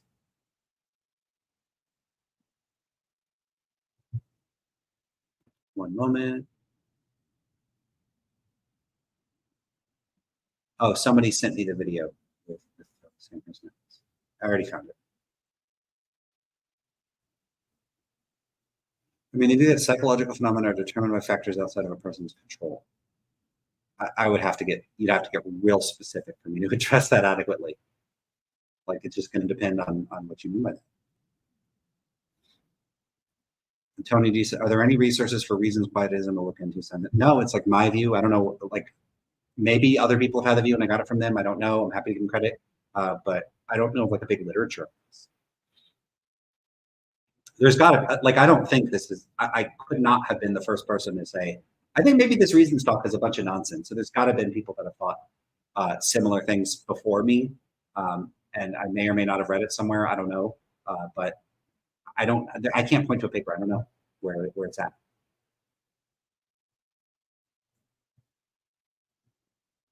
So sorry. Yeah, I mean, some of my views, I don't know where to attribute them. I will when I can. That's why I mentioned Michael Gill a few times. All right. Any more guesses on the little Debbie stuff?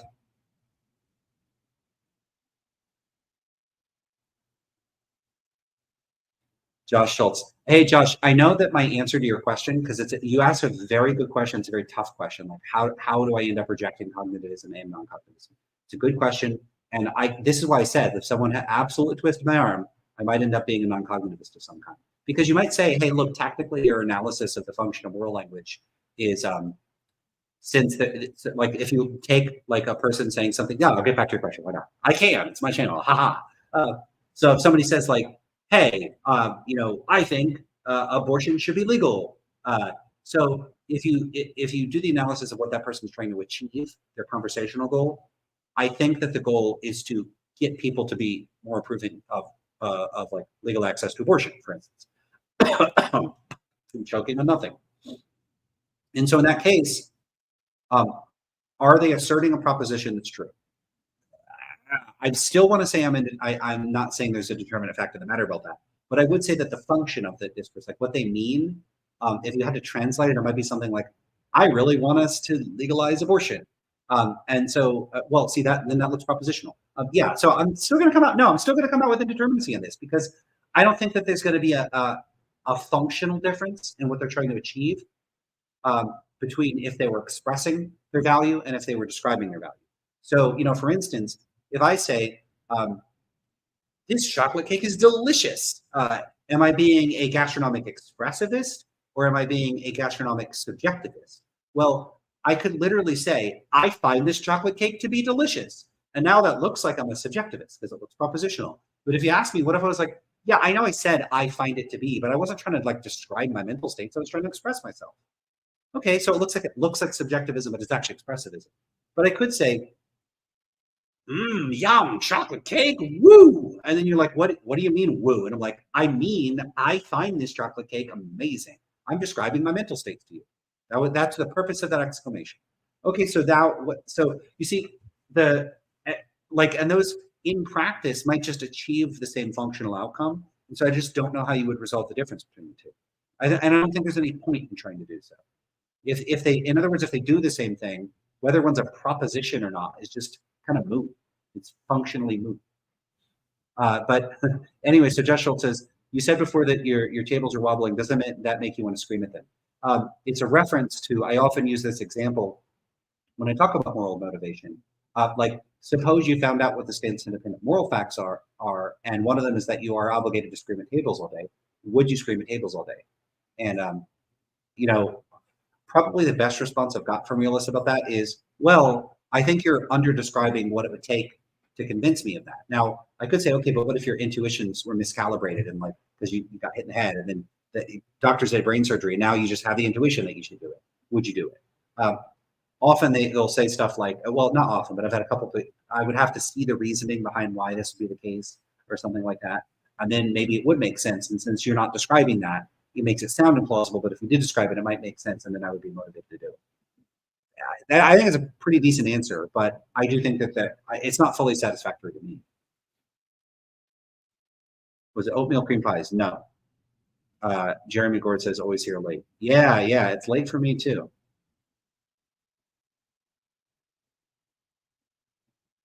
Damn, I want someone to guess the Little Debbie stuff. Who was it who initially asked me about that? I gotta look up.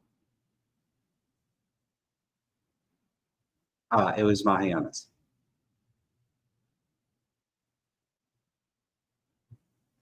Nick M says, it seems to me that you were saying that at least some moral claims are false, but it depends on how you interpret the claim, and the proper interpretation depends on speaker meaning and goals.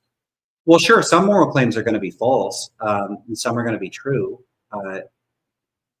Yeah, some will be true or false.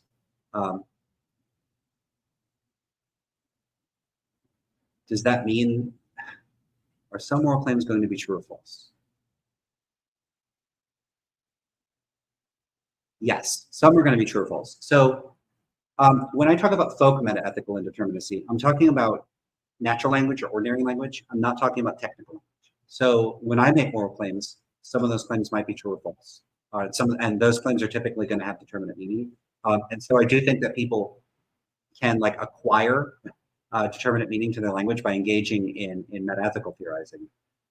When it comes to everyday moral claims being true or false, you're going to have a bunch of complications. So sometimes when people are making moral claims, they're using thick descriptions of people. Those could have components that are wrong. So basically, the non-moral components of the moral claims could be wrong or true or false. So we would have to have we would have to look at parts of moral language that I don't know how representative they'd be of moral language as a whole, because you'd have to distill out like the thick descriptions, like saying someone's courageous or something like that. Because what if I say John is courageous? That's a moral evaluation of John's character. But if it's based on thinking John actually stood up and did something courageous when John did not, then the statement's false. But it's false because of the descriptive elements and not because of the evaluative elements. So we'd have to rule out those. We'd have to rule out all technical language. You would have to rule out all cases where It's not like I think literally 100% of people on the planet have no determinate meta-ethical views. Some of them do, some of the time. But I think generally speaking, they don't. So it'd be a bit like saying, if I said something like, yeah, most people don't have views on the correct interpretation of quantum mechanics. And so when people make causal claims, it'd be a little weird to say, either they must be like in favor of the Copenhagen view, or like rejecting the Copenhagen view, or in favor of many worlds, or against, or rejecting the many. They're not taking any sense at all. You know, and Michael Gill says this in the Indeterminacy and Variability paper. People are neither, when they engage in mathematical talk, they're not Platonists or anti-Platonists. Now, cognitivism is a special category because you might think, well, we could at least say whether people are making truth claims or not. And I don't think it's so obvious that we can do that. Again, because we're going to have to ask questions about what it means to say that they're making a truth claim. So it seems to me that you're saying that at least some moral claims are false. Again, it's going to depend on what you mean by moral claims. So are we talking about like everyday moral discourse, or are we talking about the claims like philosophers make? So if a philosopher says you have deontology is true, and you have a moral obligation to respect, you have a moral obligation to follow this particular rule, that you can't lie. I'll say that's false. I don't think that's true. Assuming it's coherent, then I would say that it's false. Or some of the claims moral naturalists would make might be false. So a moral naturalist might say moral facts are facts about, what promotes cooperation. I might say that's false, depending on what exactly they're saying and what they mean by that. But if you're talking about everyday language, I'm not so sure. I would have to ask a bunch of questions to see whether I think it would be true or false. Hayden Thomas says, have you ever reviewed or shared your thoughts on Yudkowsky's metaethics sequence? Ooh, that's a cool question. I haven't read it in a long time. I remember I didn't hate it when I read it. And that's a pretty high bar, so that's probably a good thing. But I don't remember it well enough, so I'd have to reread it. So I wouldn't be able to share my thoughts offhand, other than to say, didn't hate it. I thought there was some cool stuff there. Mind Onion just says hello. Hey, Mind Onion.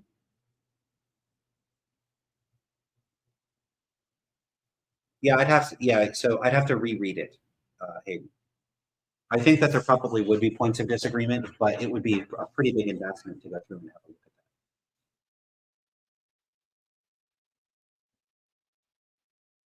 Wow. Okay, I did an hour and 45 and I never reviewed a video. That's cool. That's cool. Let's see. I have a 7-minute video, so let's see if we can do that. Just to say we did. I don't know what's in this video, so I'm going to find out.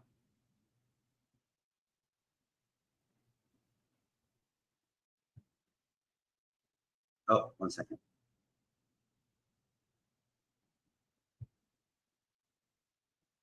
I got to get it set up.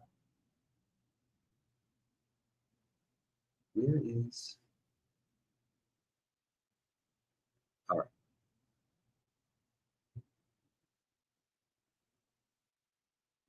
All right, is that, yeah, it's working. All right, cool. So what is morality? Why is morality not subjective? Oh, yeah, so Matthew's in this. Okay. Connor Jennings and Matthew Adelstein. I think I've responded to both of them on Substack, and I probably reviewed Matthew's stuff in here. So let's see. That's false.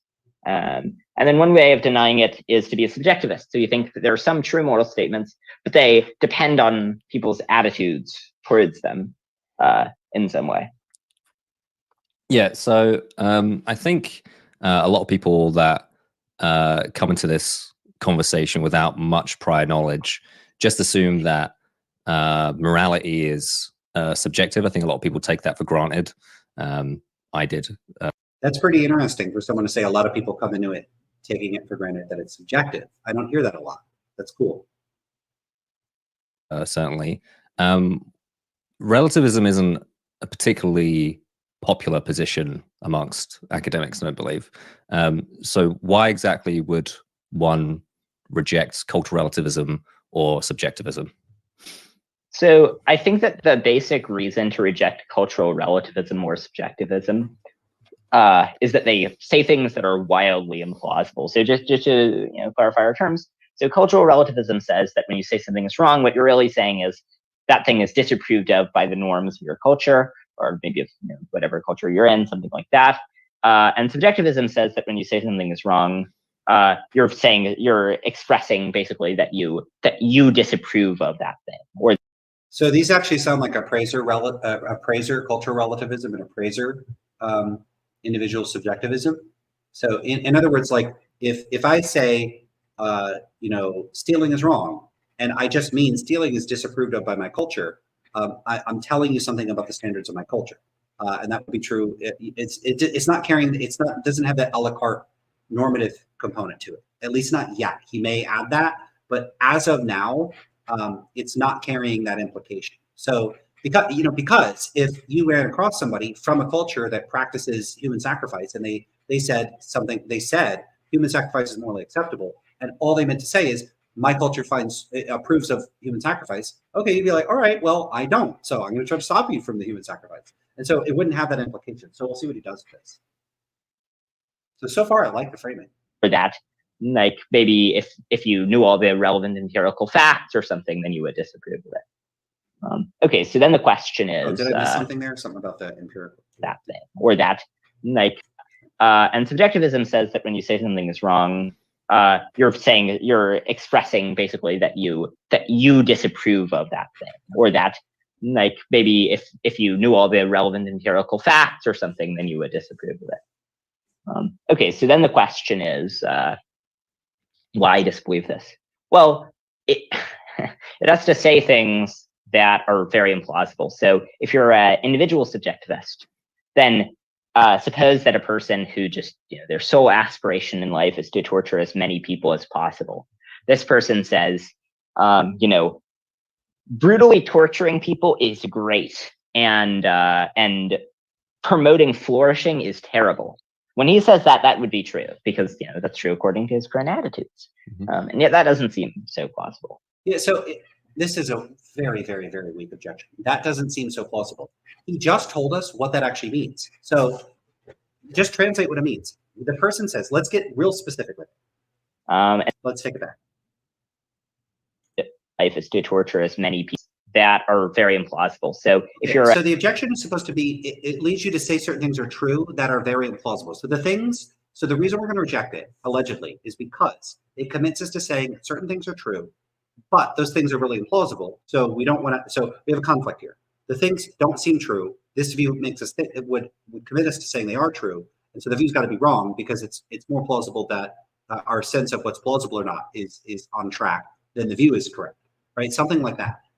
Okay, so in other words, the problem is it requires us to say things that are not plausible. Now we're going to actually unpack what it is it requires us to say. And know how weird it is to say that the view is right or wrong, but on the basis of what it requires us to say? That's a weird way of framing it, but that's fine. For an individual subjectivist, then suppose that a person who just, their sole aspiration in life is to torture as many people as possible. This person says,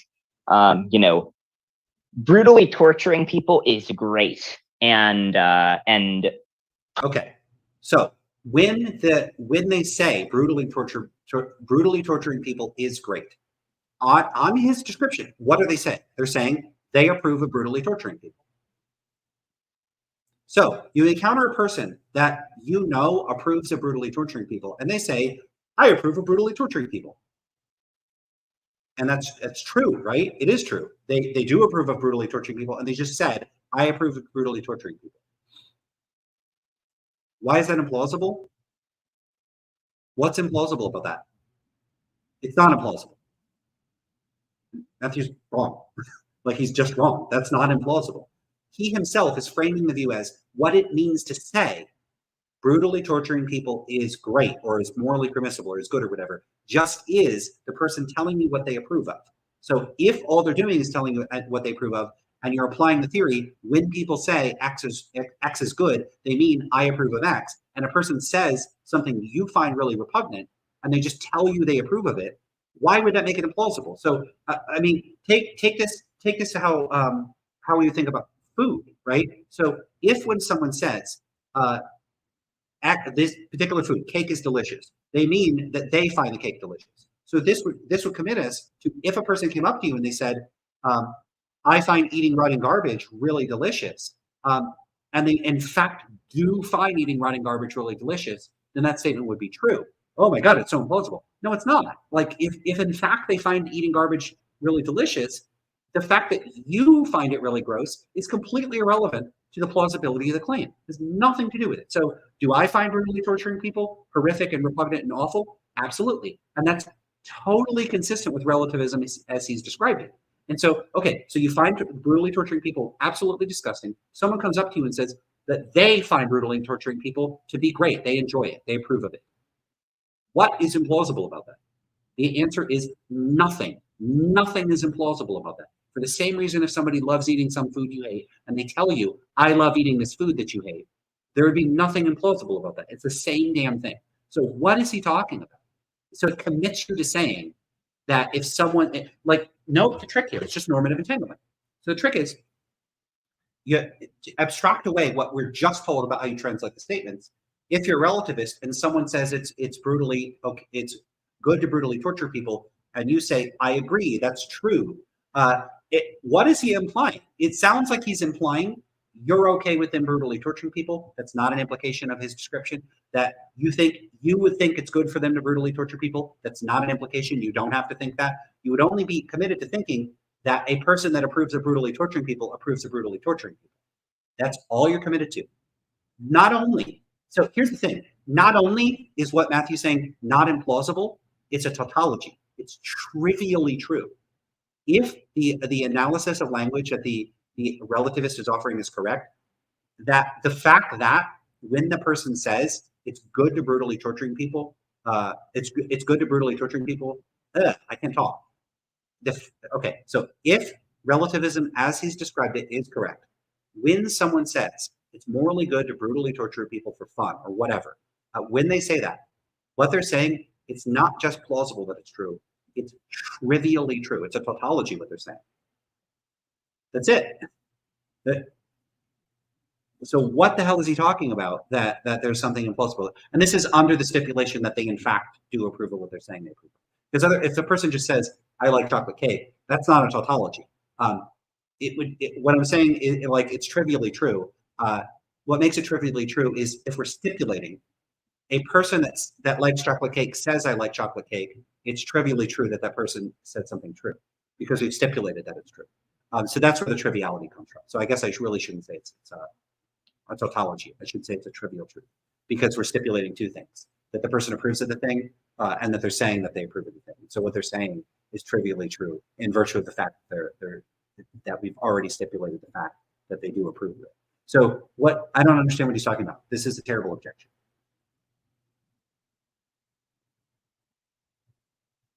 Promoting flourishing is terrible. When he says that, yeah, again, he's making it sound like you're saying promoting flourishing is like not a good thing on your own view, and that's not an implication of what he's describing. This is just plain. It's almost like conceptual equivocation, and it should be obvious what the mistake he's making is here. It should be obvious to Matthew. This is real bad. This is real bad. All right, let's look at comments before we proceed. Pinecone says, happy birthday, Lance. It's not my birthday. I don't know what that's about. Alex says he should know better than this. Yeah, Matthew should know better than this, but apparently, I don't know. I mean, this is how old is this? 1 year ago. Maybe he's gotten better at presenting objections to anti-realism since then.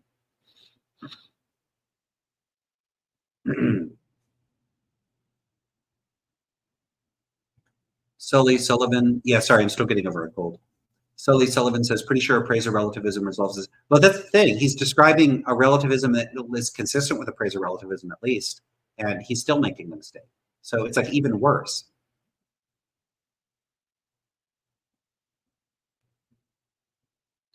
So yeah, David Hume says, it is implausible based on induction. I'm referring to the garbage example. No, so just imagine it's a person that you know likes garbage. So like you encounter a being from another world, from the planet of garbage eaters, and then one of them says, garbage is delicious. So it's not, it wouldn't be implausible. It's a feature of the stipulation that they do in fact like garbage. And we can even stipulate that you know that they like garbage. So the case he's imagining, we imagine a person that thinks it's great to brutally torture people. You believe they think it's great to brutally torture people. It's true. Like they think it, you believe it, and they say it. It's just completely trivially true.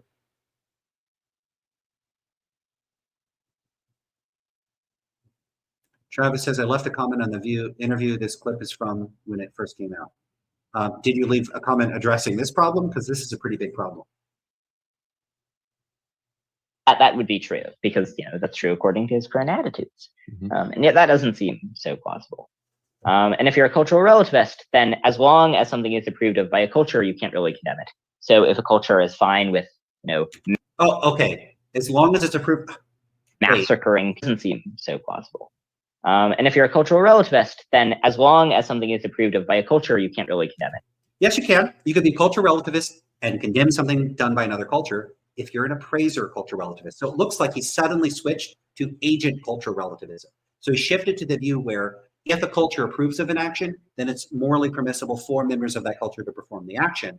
And so if they're performing the action, you can't condemn it. It is okay for them to do it relative to your own standard. But of course, it's not appraiser cultural relativism, because if you were an appraiser cultural relativism, you would judge that culture by your culture standards. And so if your culture disapproves of torture or whatever, then you could condemn another culture. So he suddenly shifts towards talking about agent culture relativism. So Matthew is sloppy here on multiple grounds. He's not disambiguating agent and appraiser relativism.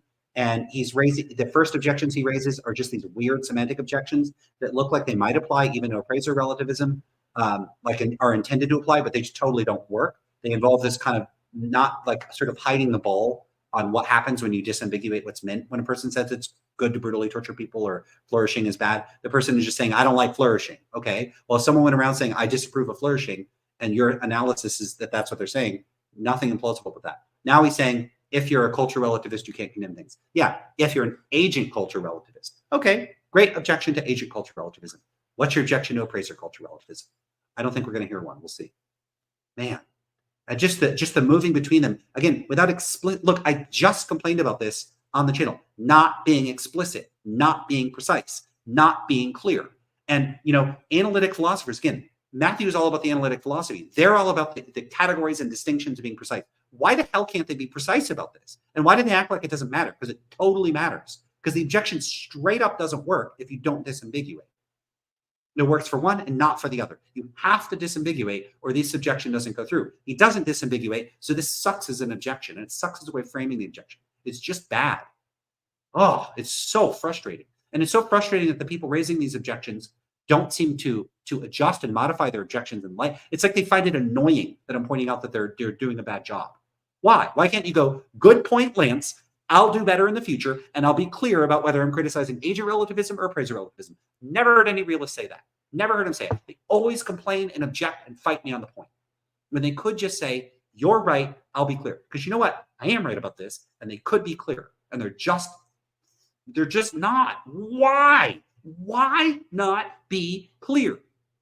You have the option of being clear. You have the opportunity to be clear. You have critics like me that will look. If a realist came to me and said, "Lance, I really want to make sure when I'm criticizing all the anti-realist views out there that I do a good job of laying out and categorizing the distinctions in a way that even you, as an anti-realist that's going to disagree with my conclusions, would at least agree that I'm framing it properly." They don't come to me and ask me that. They don't give a shit what I have to say. They don't care. It's like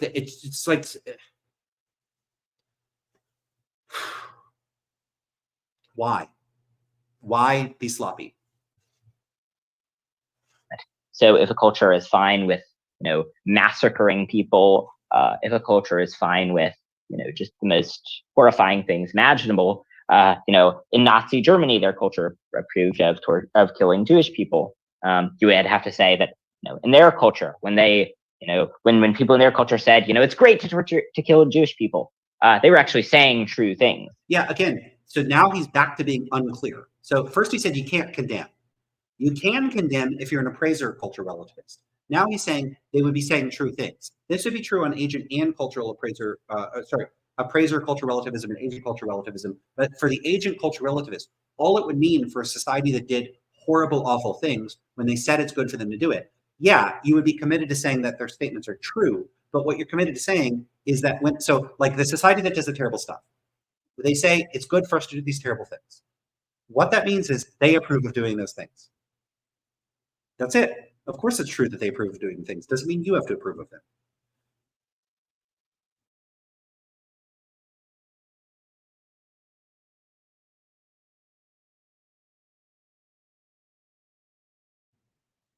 Sorry, coughing, had to mute. Like I said, still getting over a cold. I'm probably going to need to get a drink because the throat's getting irritated because it's late and I've been talking a lot. And maybe the yelling is contributing. Yeah, so he's just moving back and forth, not being clear about what type of relativism he's critiquing. The criticisms rely on, like one was like a small, weird little sudden dig at agent culture relativism and then back to the semantic thing. Why would he even bring up that little thing, you can't condemn it, and then move to the semantic thing? Like, why not? This is not even structurally good if you're trying to trot out the agent relativist critique. Because why didn't he develop on that? Why did he move away from that and then go back to the semantic thing? Real weird. And that doesn't seem plausible at all. Yeah. Would you say that it's fair to say that if cultural relativism was true, there would be no... Look, here's what somebody says. And Yinzi says they're not clear because they have a vested interest in making anti-realism look bad and stupid. Now, again, I am very reluctant to impute motives on people and to make these sorts of claims. What I will say is this: they sure act like this is what they're doing. They sure act like it. And if they want to get upset or offended at me suggesting that they're acting like this, too bad. If you don't agree, come on my channel and discuss with me why you frame things in a sloppy, inconsistent way. So you could do a couple things. You could say, I'm not framing them in a sloppy, inconsistent way. The agent appraiser distinction is stupid and we don't have to be clear about it. Okay, come on and tell me why. Come on my channel and debate me about it. Do that. Or if you recognize that you don't draw the distinction clearly, but you don't think that's a problem, come on my channel and talk to me about that. Why don't you draw, you appreciate the distinction, but you don't disambiguate? Why not?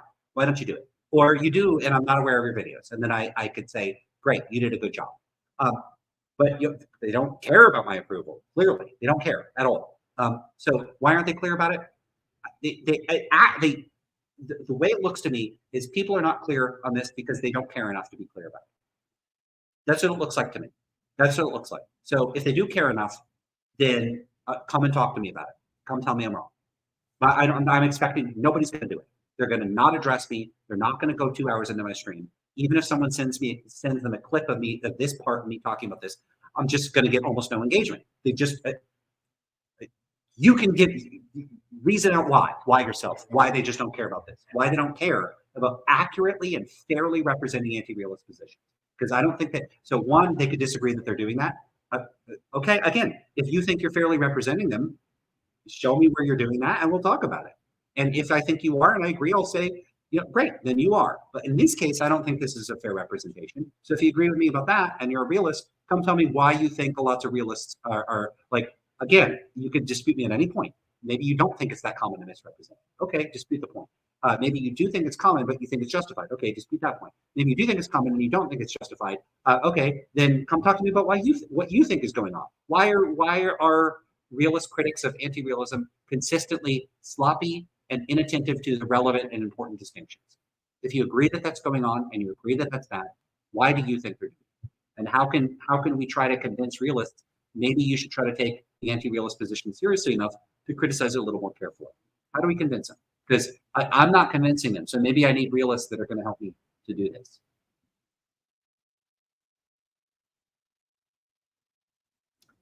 Yeah, Jeremy Gord asked a good question, which is like appraiser versus agent relativism is a sensible distinction, but with respect to culture, what is my culture? It's always going to be a challenge for a culture relativist to get clear on that. Like, what counts as your culture? Because it's not like you're a member of one community, you're a member of multiple communities. What if you travel back and forth between two countries? What if you move from one country to another country? Which culture are you subject to? Like, it's going to be a challenge. It doesn't mean it's like because it's a challenge, therefore the position's wrong. I mean, I don't accept relativist positions for other reasons, but this is a challenge doesn't mean therefore it's wrong. But yeah, it's a good question.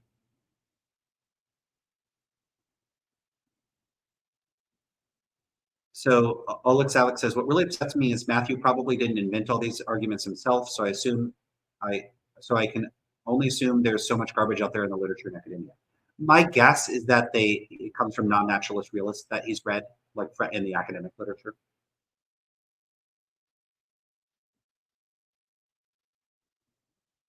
And then Jeremy says, I do travel between countries.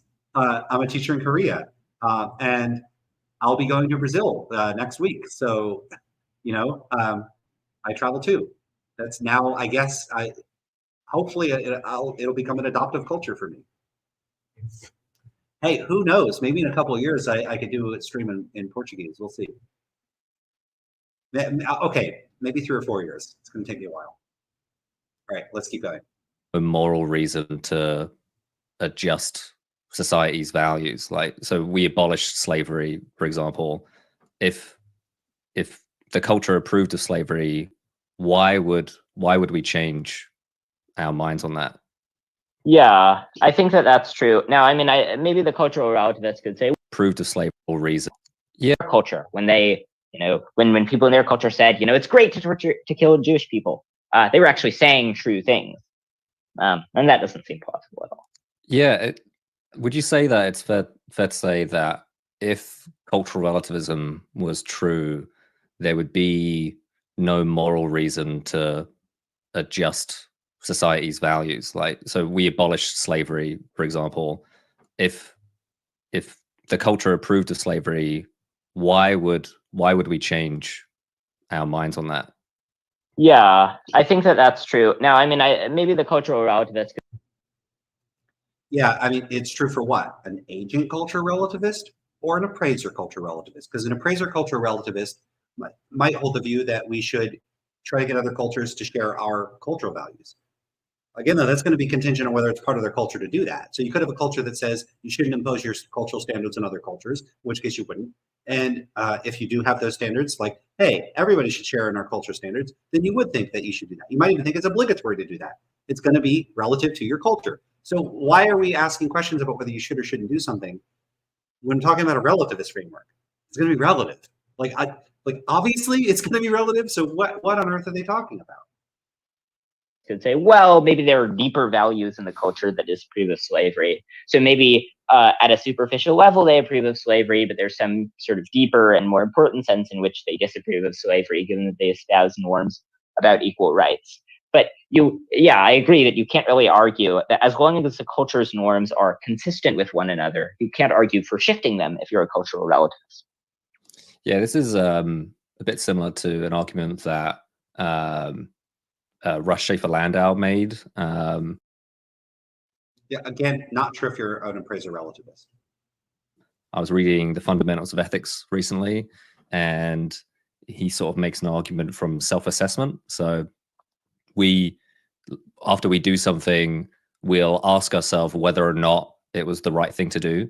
So, for example, I stopped exploiting animals, and that was a product of me reflecting on me exploiting animals and then thinking, is it right to exploit animals? But if subjectivism is true, it's right to exploit animals as long as I think it is. So it almost wouldn't make sense to reflect on our past actions. Yeah, I agree with that. And it just seems like subjectivism incorrectly captures what you are wondering about in that moment. So when you are, like deciding whether or not to stop eating animals, and you think, okay, maybe is this wrong? Here are 2 things you're definitely not asking. 1, do I currently disapprove of that thing? Obviously you don't. And 2, does my culture disapprove of that thing? Obviously it does not. Your culture is perfectly fine with that. Yeah, so this is probably true. It's probably not what people are asking themselves. I'm not sure that that's a problem for relativism because it might not be intended to capture or describe the reflection on your values. So maybe that's not even an issue. On the other hand, you could just endorse a more complicated, like constructivist view. And so you could still say, look, when people make claims in everyday context, they're telling you what their values are. It doesn't mean when a person goes, should I really value this? I think that the implication that Matthew would want to allude to is that they're reflecting on what the stance of dependent moral truths are. But that wouldn't be that's not the only option. There are options consistent with anti-realism. They might not be consistent with a very crude simplistic, flat-footed type of relativism that would have you only be able to reflect on or reason about your values exclusively in terms of do I disapprove currently, or do I, like, because then if you're like, well, should I change my values about this? That question would be a little weird. It's like, well, but in the sense, it's like, okay, I approve of this. Should I approve of something else? That you can think that. That's not like it's not an impossible thought.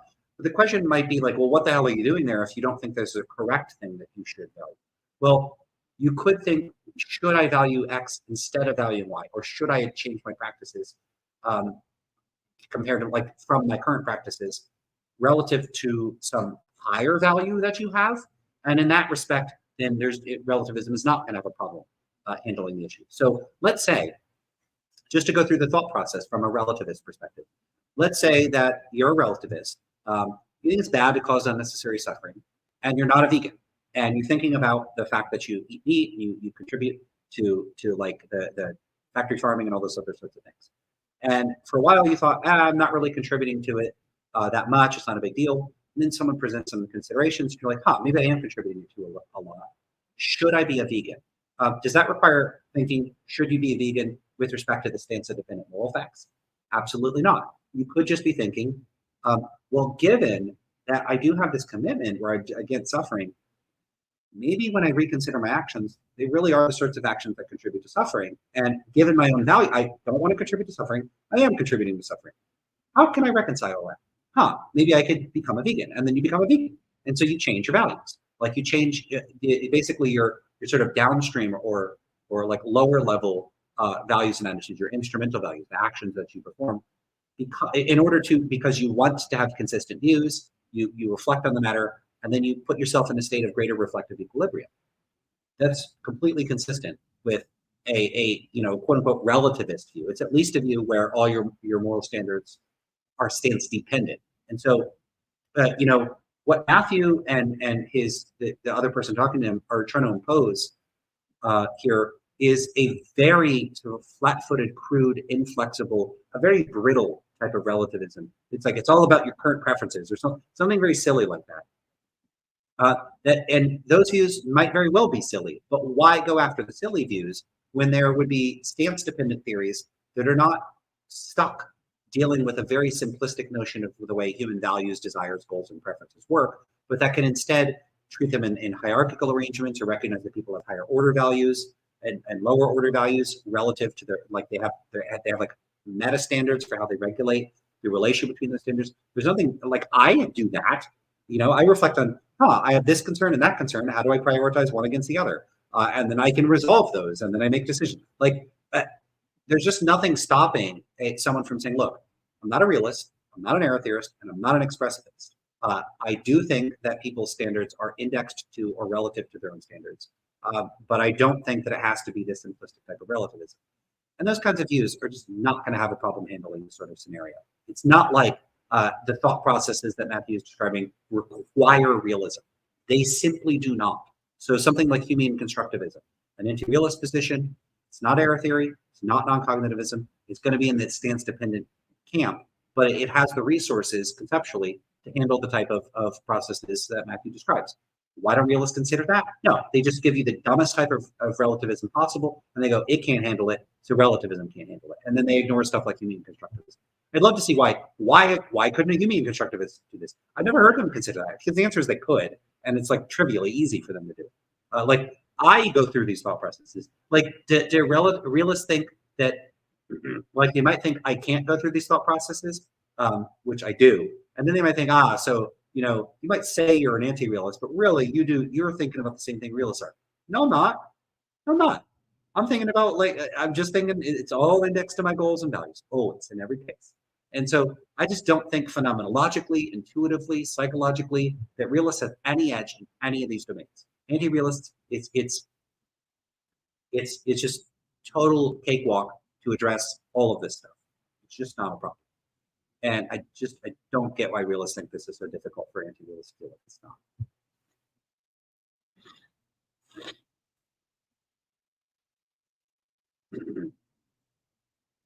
All right. Seems like you're asking some further questions. which is, is it wrong? So I think this shows that the picture sketched out by relativism is incorrect. Yeah, I had a friend talk to me recently who was making the case for subjectivism, and he was sort of making case that it more readily aligns with our experience.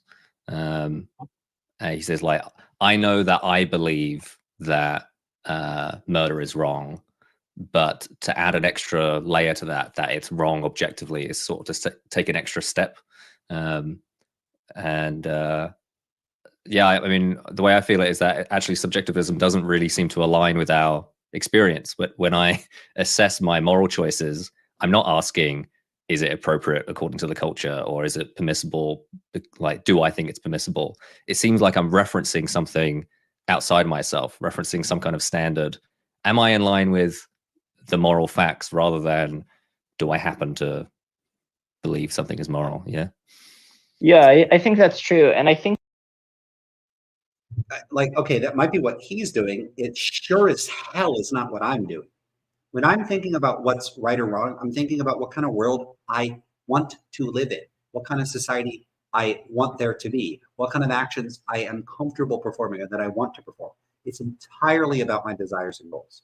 That's how I have no recollection of ever experiencing it in any other way.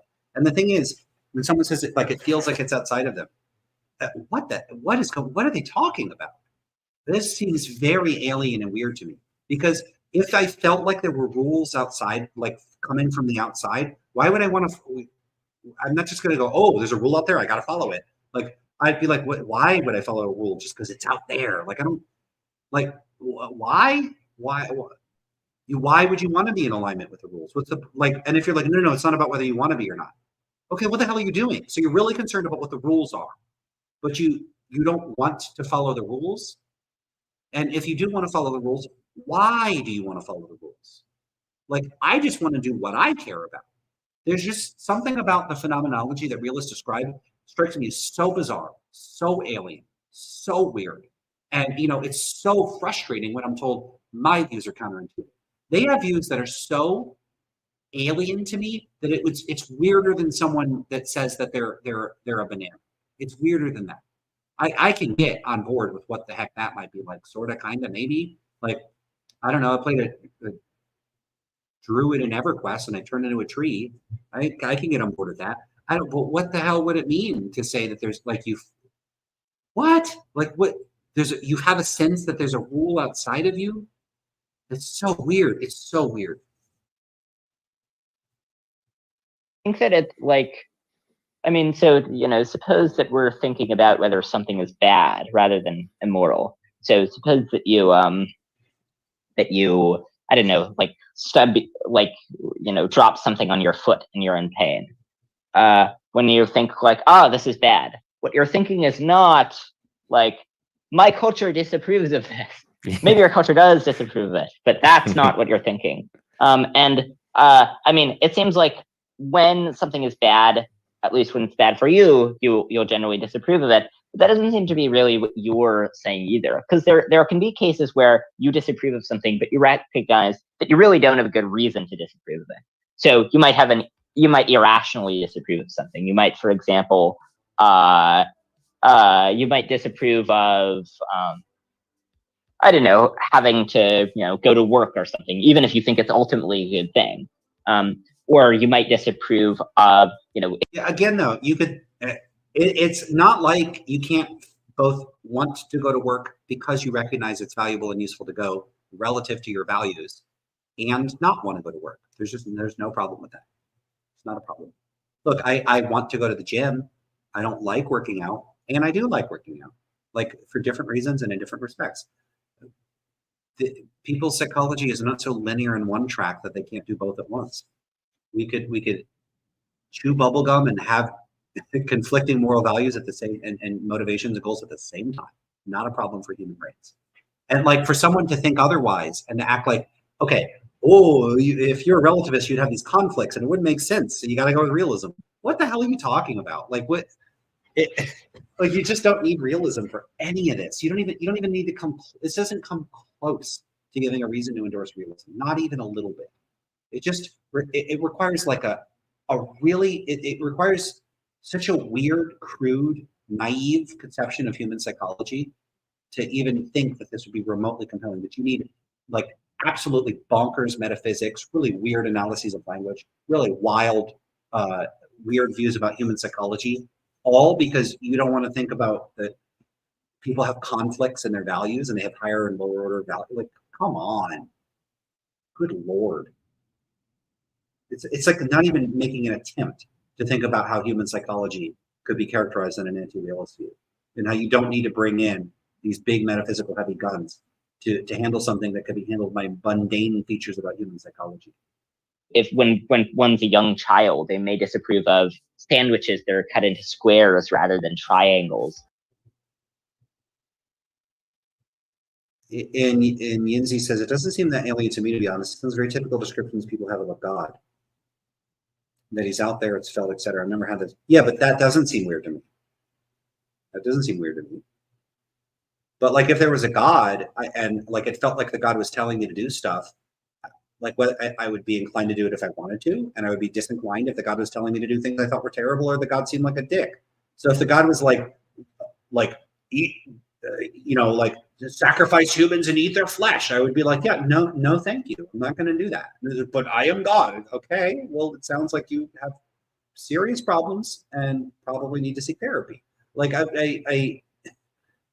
I'm not going to just do it because a God says it. So if I have a feeling that it's good, I don't even know what that would mean. Like I have senses of what I want to do and what I don't want to do, but what the hell is that kind of sense is that?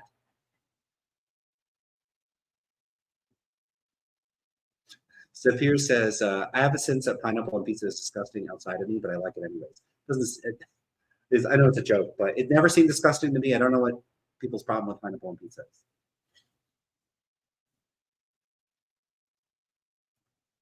Of course, those rules of being out of view can be explained by, this is Tony, those rules being out of view can be explained by human psychological conditions or whatever, but I think I can sympathize with the point. Yeah, so, people can point to something like guilt, or like you might feel like your culture might have taught you something is wrong, but you don't actually think it's wrong, and then you feel kind of guilty when you do it, and it feels like it's imposed from the outside.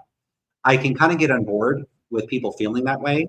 But like in that case, you could trace the sort of, what would you say, the causal origins of the belief to something like enculturation. There's no sense in which the beliefs, the sentiment or the belief or the attitude or the feeling that you have, nothing about that I could plausibly see as striking me as like mysterious in like an evidential way, where I'm like, ooh, I'm going to grant weight to it, or I'm going to take it seriously. So I can kind of get on board with this like externalist sense, but not on board with why realists are so disposed to like throw in with it and be like, yeah, whatever it says, you got to do it. Where the hell is that coming from? Again, this is what I'm talking about. Like I could totally get like a God issuing me orders. I would just be like, yeah, no thanks. But if the God said, God says, build me a shrine. And I'm like, yeah, why though? It's like, build me a shrine because reasons. Okay, then if you give it because then I'll give you holy power. You'll fly through the sky and shoot sunbeams at your eyes.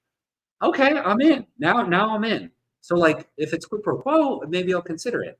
And it doesn't have to be that transactional. Like if the God could convince me, like if the God is like my buddy and is like, hey Lance, this is God. Can you build me a shrine? I'm feeling lonely. I want some prayers.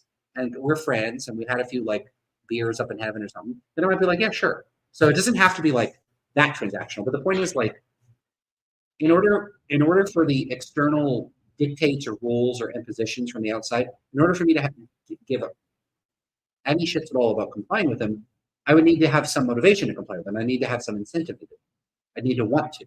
So why is it that realists like want to do what's moral? I just don't get why they want to. Why do they want to?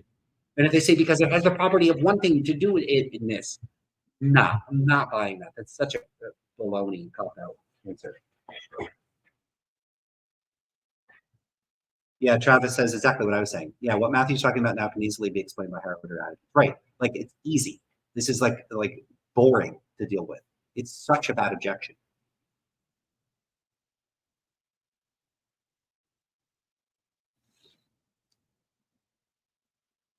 All right, let's go back to the squares and pizza squares. or you might disapprove of, if when one's a young child, they may disapprove of sandwiches that are cut into squares rather than triangles. But, or you might, but you recognize that you really don't have a good reason to disapprove of it. So you might irrationally disapprove of something. You might, for example, you might disapprove of, I don't know, having to, go to work or something, even if you think it's ultimately a good thing. Or you might disapprove of, if when one's a young child, they may disapprove of sandwiches that are cut into squares rather than triangles. But, when they say, when we ask whether it's bad, we're not just asking whether we currently disapprove of it. We're asking something more like whether it's worth disapproving of. But yeah, again, as Matthew always does, it's the we. That's not what I'm asking. Don't speak for everybody. Who is asking this, and how does he know? Doesn't present any. Is an empirical claim, like just the lack of clarity, the lack of precision. So frustrating. And subjectivism just can't capture that very central and obvious concept. And what can? Realism? Because we don't need realism. Oh boy. Okay, that was the whole video. Look at that. I got through a whole video. Yeah, nothing compelling there at all. Just nothing good. That's disappointing.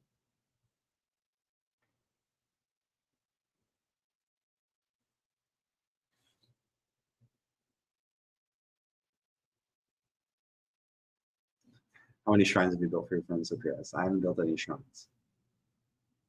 Mahayana says, I honestly don't get Matthew's bad positions, but I don't think that's because he's dishonest. I just think he thinks in strange terms. I agree.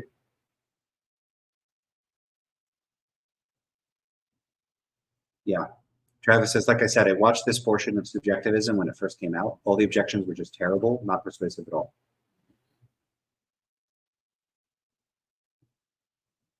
Yeah. All right. So nobody formally guessed the correct Little Debbie snack. That's the best one. So that's too bad. I guess we're going to keep the mystery alive. It's not Swiss rolls. Any final guesses before I head out? That's a stupid note to end on.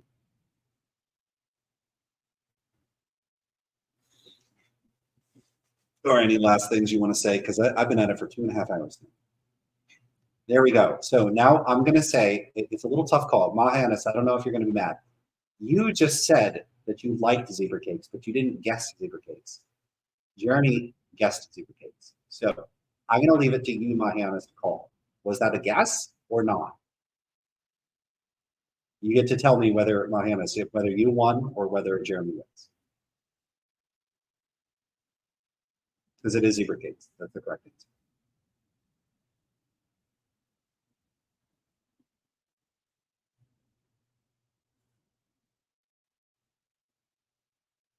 But I guess we're never going to know.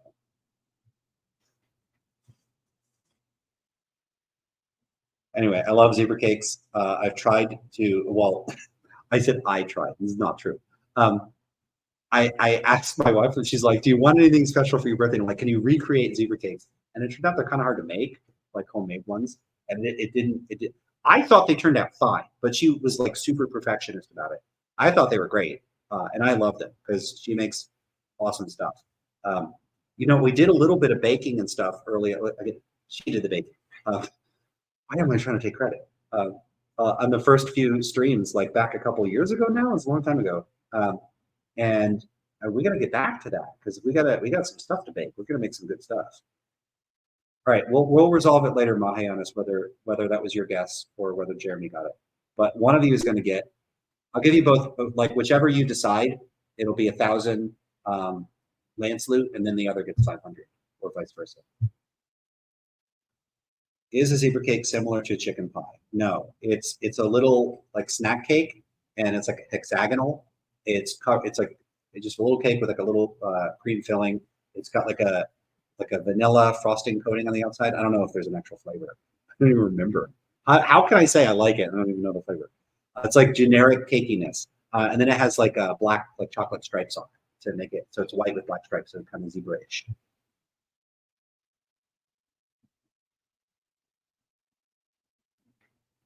So Mahayana says, it's like a Big Mac, basically. It's like if you make a pastry out of pure sugar. The hex shaped ones. Do we need a picture up here? Do I seriously need to get a picture for people to see what the zebra cake is? I put in zebra cakes and it gives me a bunch of nonsense. Show me the zebra cakes. Show me it. Why is it not loading? Load. All right, it's refusing to load the images properly. So just Google zebra cake and go to images. Mariana says zebra cakes are my favorite too. That's why I guessed it. So it was a guess. Okay, so I'm going to call it then. So that was your guess. You did get it first. You needed, but you just said that you like them. You didn't say that your guess was that I like them too. Be more clear, especially in a video where the person in the video, literally while we're talking about this nonsense, is complaining about people not being clear. So be clear. So you get the 1,000 land salute, and Jeremy, you get 500 land salute. That's how it works. What can you buy with it? Absolutely nothing, but you got it. Yeah, but I love them. So Pierce says my kids like them, but I don't like cakes in general. Have you just had bad cakes? So like there's good cakes. There's better cakes out there than I don't know. Well, I don't know where you're eating your cake. This American cake often there's not enough filling and there's too much like buttercream frosting. And like not that I don't dislike that. I actually do like that, but there's like okay, in Brazil, a lot of the cakes have just many layers and they got cream and filling and all kinds of stuff. Brazilian cakes are better. They're just better. I don't like Americans should just copy Brazilian cakes. Also, and a lot of other stuff that Brazilians they just do better food wise. So okay, but we'll have to talk about Brazilian desserts another time. Like quindim is one of my favorite. It's a coconut dessert. It's really good. Pastel de nata is another one of my favorites. What else? What else? There's other ones. There's other ones. Mahiana says I'll trade land soup for little Debbie stock. I don't have little Debbie stock to give you, so you're out of luck on that. All right, this is getting silly. We're at 2.5 hours, but I'm glad someone got it. That's great. That's great. 2 people. All right, so thanks everybody for being here. I got a few changes that are going to be going on in the blog, which I'll share with everybody. But yeah, this was a fun MetaMonday. Only a 7-minute video, but I love interacting with everybody. We'll probably do a few where I just stick to review. Oh, I'm going to be gone next week. I'm going to be traveling. There's just if I can manage to get on here and I can get a stable internet connection in a random Airbnb, you might see me, but don't. I'm going to just say it's not going to happen now, probably. And then I'll get back for the week after that. So that'll be the 23rd. I'm not going to be. So sorry, everybody. Yeah. So we always end up talking about food and desserts. It's what I'm all about. It's what I'm all about. Oh, Mahana says aloe drinks are so good. I love aloe drinks. I especially like there was like a mango one I used to get. Was it mango? I can't even remember. Oh my god. There was one that had a flavor and it was really good. It wasn't just aloe. And I'm so brain fried. I can't even remember what I'm talking about. Mahana says, oh, I thought of a different pastry, but the Google image, I don't think I've ever seen zebra cake. Ah, wow. Okay. I love that stuff. Best Coke substitute. Actually, you know what I had that was really, really good, and I liked it better than Coca-Cola, is something called Thumbs Up. I got it in an Indian grocery store, and then I looked into the history, and apparently, like Coca-Cola had been in India, and then they left India, and then some people there were like, let's reinvent it, and they added some distinctive flavors to it. It's like it's like Coca-Cola, but it's got an extra flavors in there, and I just love it. So that's, I guess I would say if someone said like, what's your favorite soda, it'd be Thumbs Up. I think that stuff's great. Okay.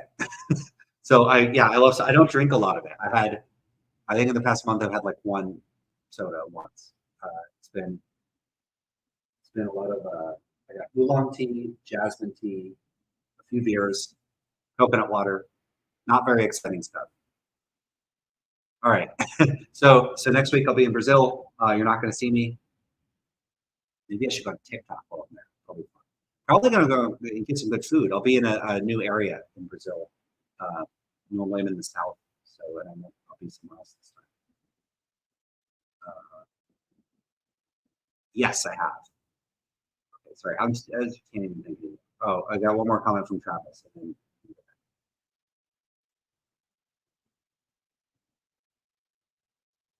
Yeah, is it so, Sabir? I'm just awkward to say. How do you say it? Is it jaritos? Like how would you say it? But yeah, I've had those before, and I've had a horchata. I like horchata. What else? Oh, yeah, I'm not going to get into all the stuff. There's so many. Travis says, by the way, I'm working on another video on bad objections to subjectivism. Should be out sometime today. Great. Okay, well, sometime today. Today is another 9 minutes for me. Yeah, that's some Mexican stuff. Yeah, and that's the other thing is I don't know if it's been like anyone's done taste tests, but like the Coca-Cola in the bottles that they get here from Mexico, where it's like made with cane sugar rather than corn syrup. It seems like it tastes better. Maybe I just like it better in a glass bottle. But that would be one of my go-tos here. Yeah, Mahanis, I understand that, but I'm not going to try to do a trill. Do you know how embarrassing it would be when I screwed it up? I have a hard enough time with Portuguese. But Portuguese has some extra stuff in the language that it has that nasalizations. So I don't know. Let's see whatever. I'll embarrass myself. I got to get over it because I don't talk because I'm afraid of talking. So you might know the cheese bread. It's pão de queijo. I don't know how well I'm saying that. Probably not. Pão de queijo. You got to go a little bit. I'm sure I'm doing it wrong, but at least I said it wrong, incorrectly. I'm sure, but we'll see. 9 minutes is Lance on the East Coast. Yes, I'm on the East Coast. Oh, right, Travis, it's 8:52 for you, so you're way back. All right. We can talk about drinks another time. Maybe I'll talk about beer too. I don't have strong opinions on this stuff. I have been posting kind of goofy opinions on notes over on Substack. So you can check this out. I posted a bunch of notes on there. It's kind of like become, I don't know, blogger Twitter in a way. It hasn't, at least I've not had such like terrible experiences there. But like one of the ones I talked about is like, I think cold brew coffee is awesome. I think it's really good. And I don't understand why everybody wants to hot brew all their coffee because cold brew works great. I don't know what's wrong with people. Cold brew, get on with it. It's really good. Okay. Yeah, see, I'm seeing people say this. That's objectively true. Mexican Coast tastes better than regular Coke. Like, does it? I can't. I don't know. Oh, I think in Brazil they use cane sugar too. Like, and you don't. It's not in a glass. Like even in the cans and everything too. I'm pretty sure, and I think it's better there. Do they? I'm pretty sure about that. I can confirm when I get there. How do I not remember? I can't. No, I can't think. I'm done. I'm done. No, no more comments. Everybody like the video. Subscribe to the channel. You're already subscribed anyway. What am I talking about? All right, everybody. I'll see y'all later. I almost clicked the countdown video, then I almost clicked the intro video. I'm done. I'm done. Almost midnight. This is such a long day. Oof. All right. I'll see y'all later. Take care, everybody.